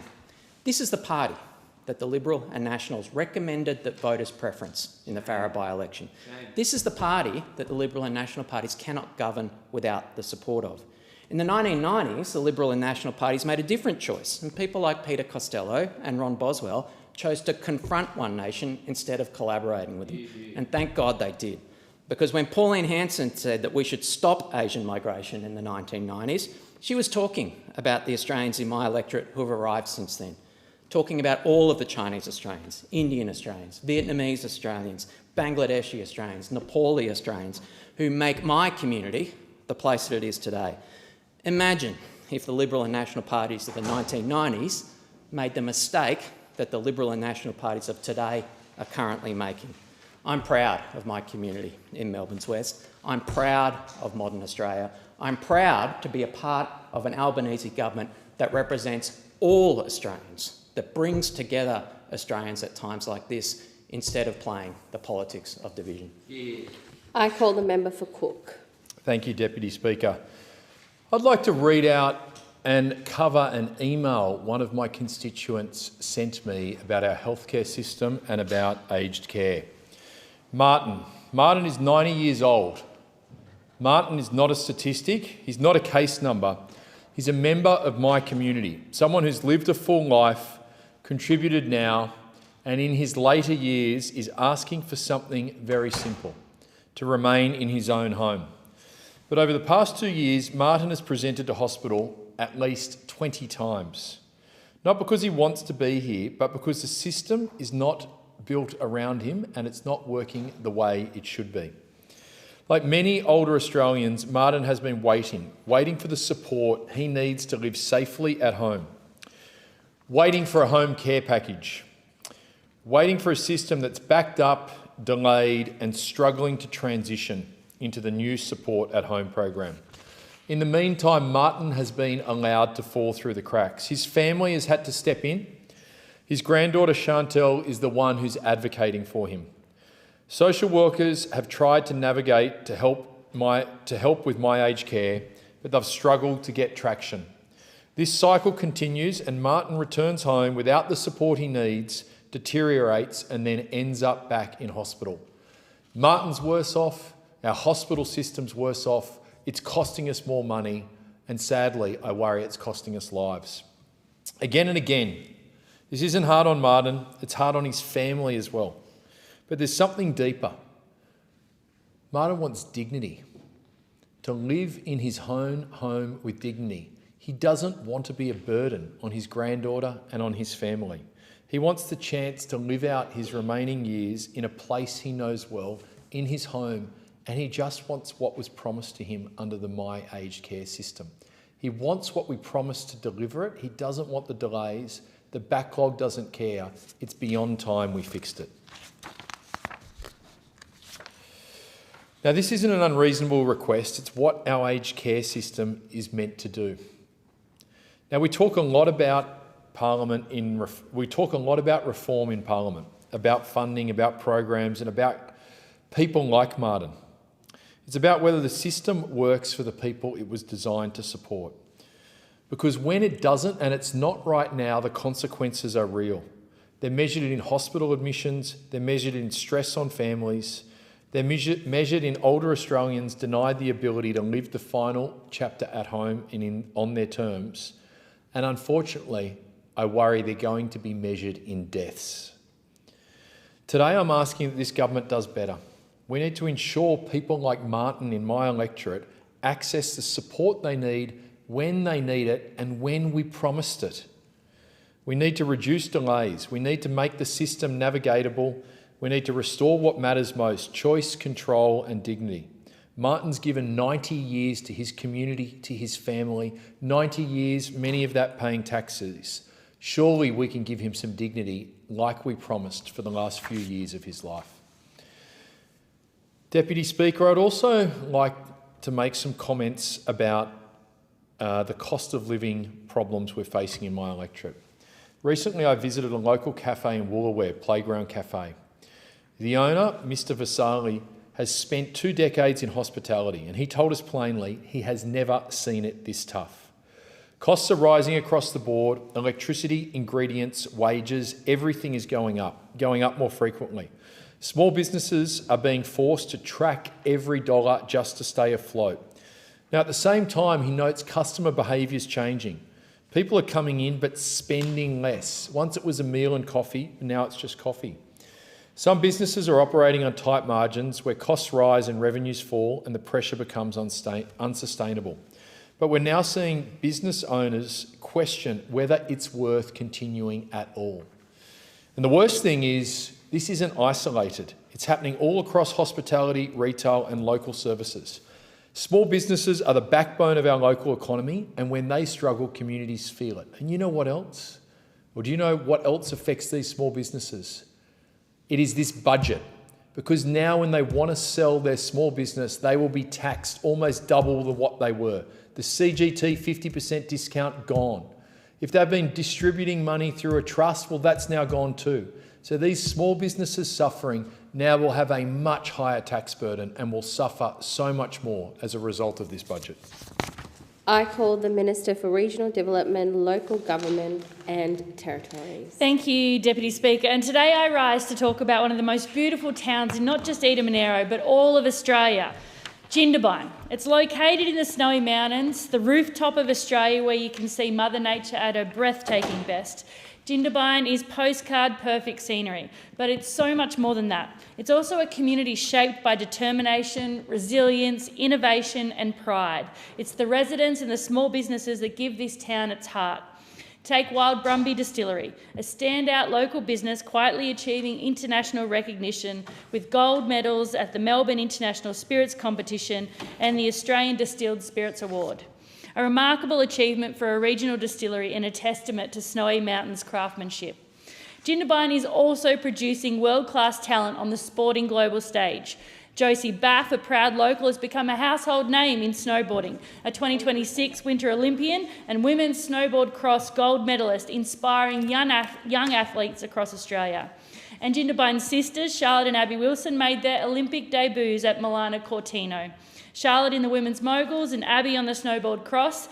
Then we've got Adam Lambert, who flew the flag at Milano Cortino, competing in the mixed team snowboard cross. And a shout out to Jakara Anthony, who trains in Jindabyne at the National Snow Sports Centre. But winning the dual moguls at Cortina Milano, Jakara cemented her place in history as Australia's greatest winter athlete, the only Australian to ever win 2 gold medals. What an extraordinary achievement by these athletes and a powerful reminder of the world-class talent coming out of the Snowy Mountains. And speaking of talent, the town is also making itself seen and heard on the performing arts scene. Jindabyne local Kesha Ueda captured the nation's attention earlier this year as the winner of Australian Idol, proving that creativity thrives well beyond capital cities. And in education, Jindabyne High School student Blake Wigger achieved an outstanding 99.6 on his ATAR in the 2025 HSC, an extraordinary result that speaks volumes about our local schools, our teachers and the commitment of families in the Snowy Mountains. From Jindabyne High, Amelia Greville has been named the district winner of the Lions Youth of the Year and also selected to represent Eda Monero at this year's National Youth Parliament. Deputy Speaker, Jindabyne shows us exactly what regional Australia does best. It punches above its weight, it supports its own, and it quietly produces excellence in business, sport, creativity and education. And I'm proud to represent Jindabyne and all those people who make it a great place to live in Parliament.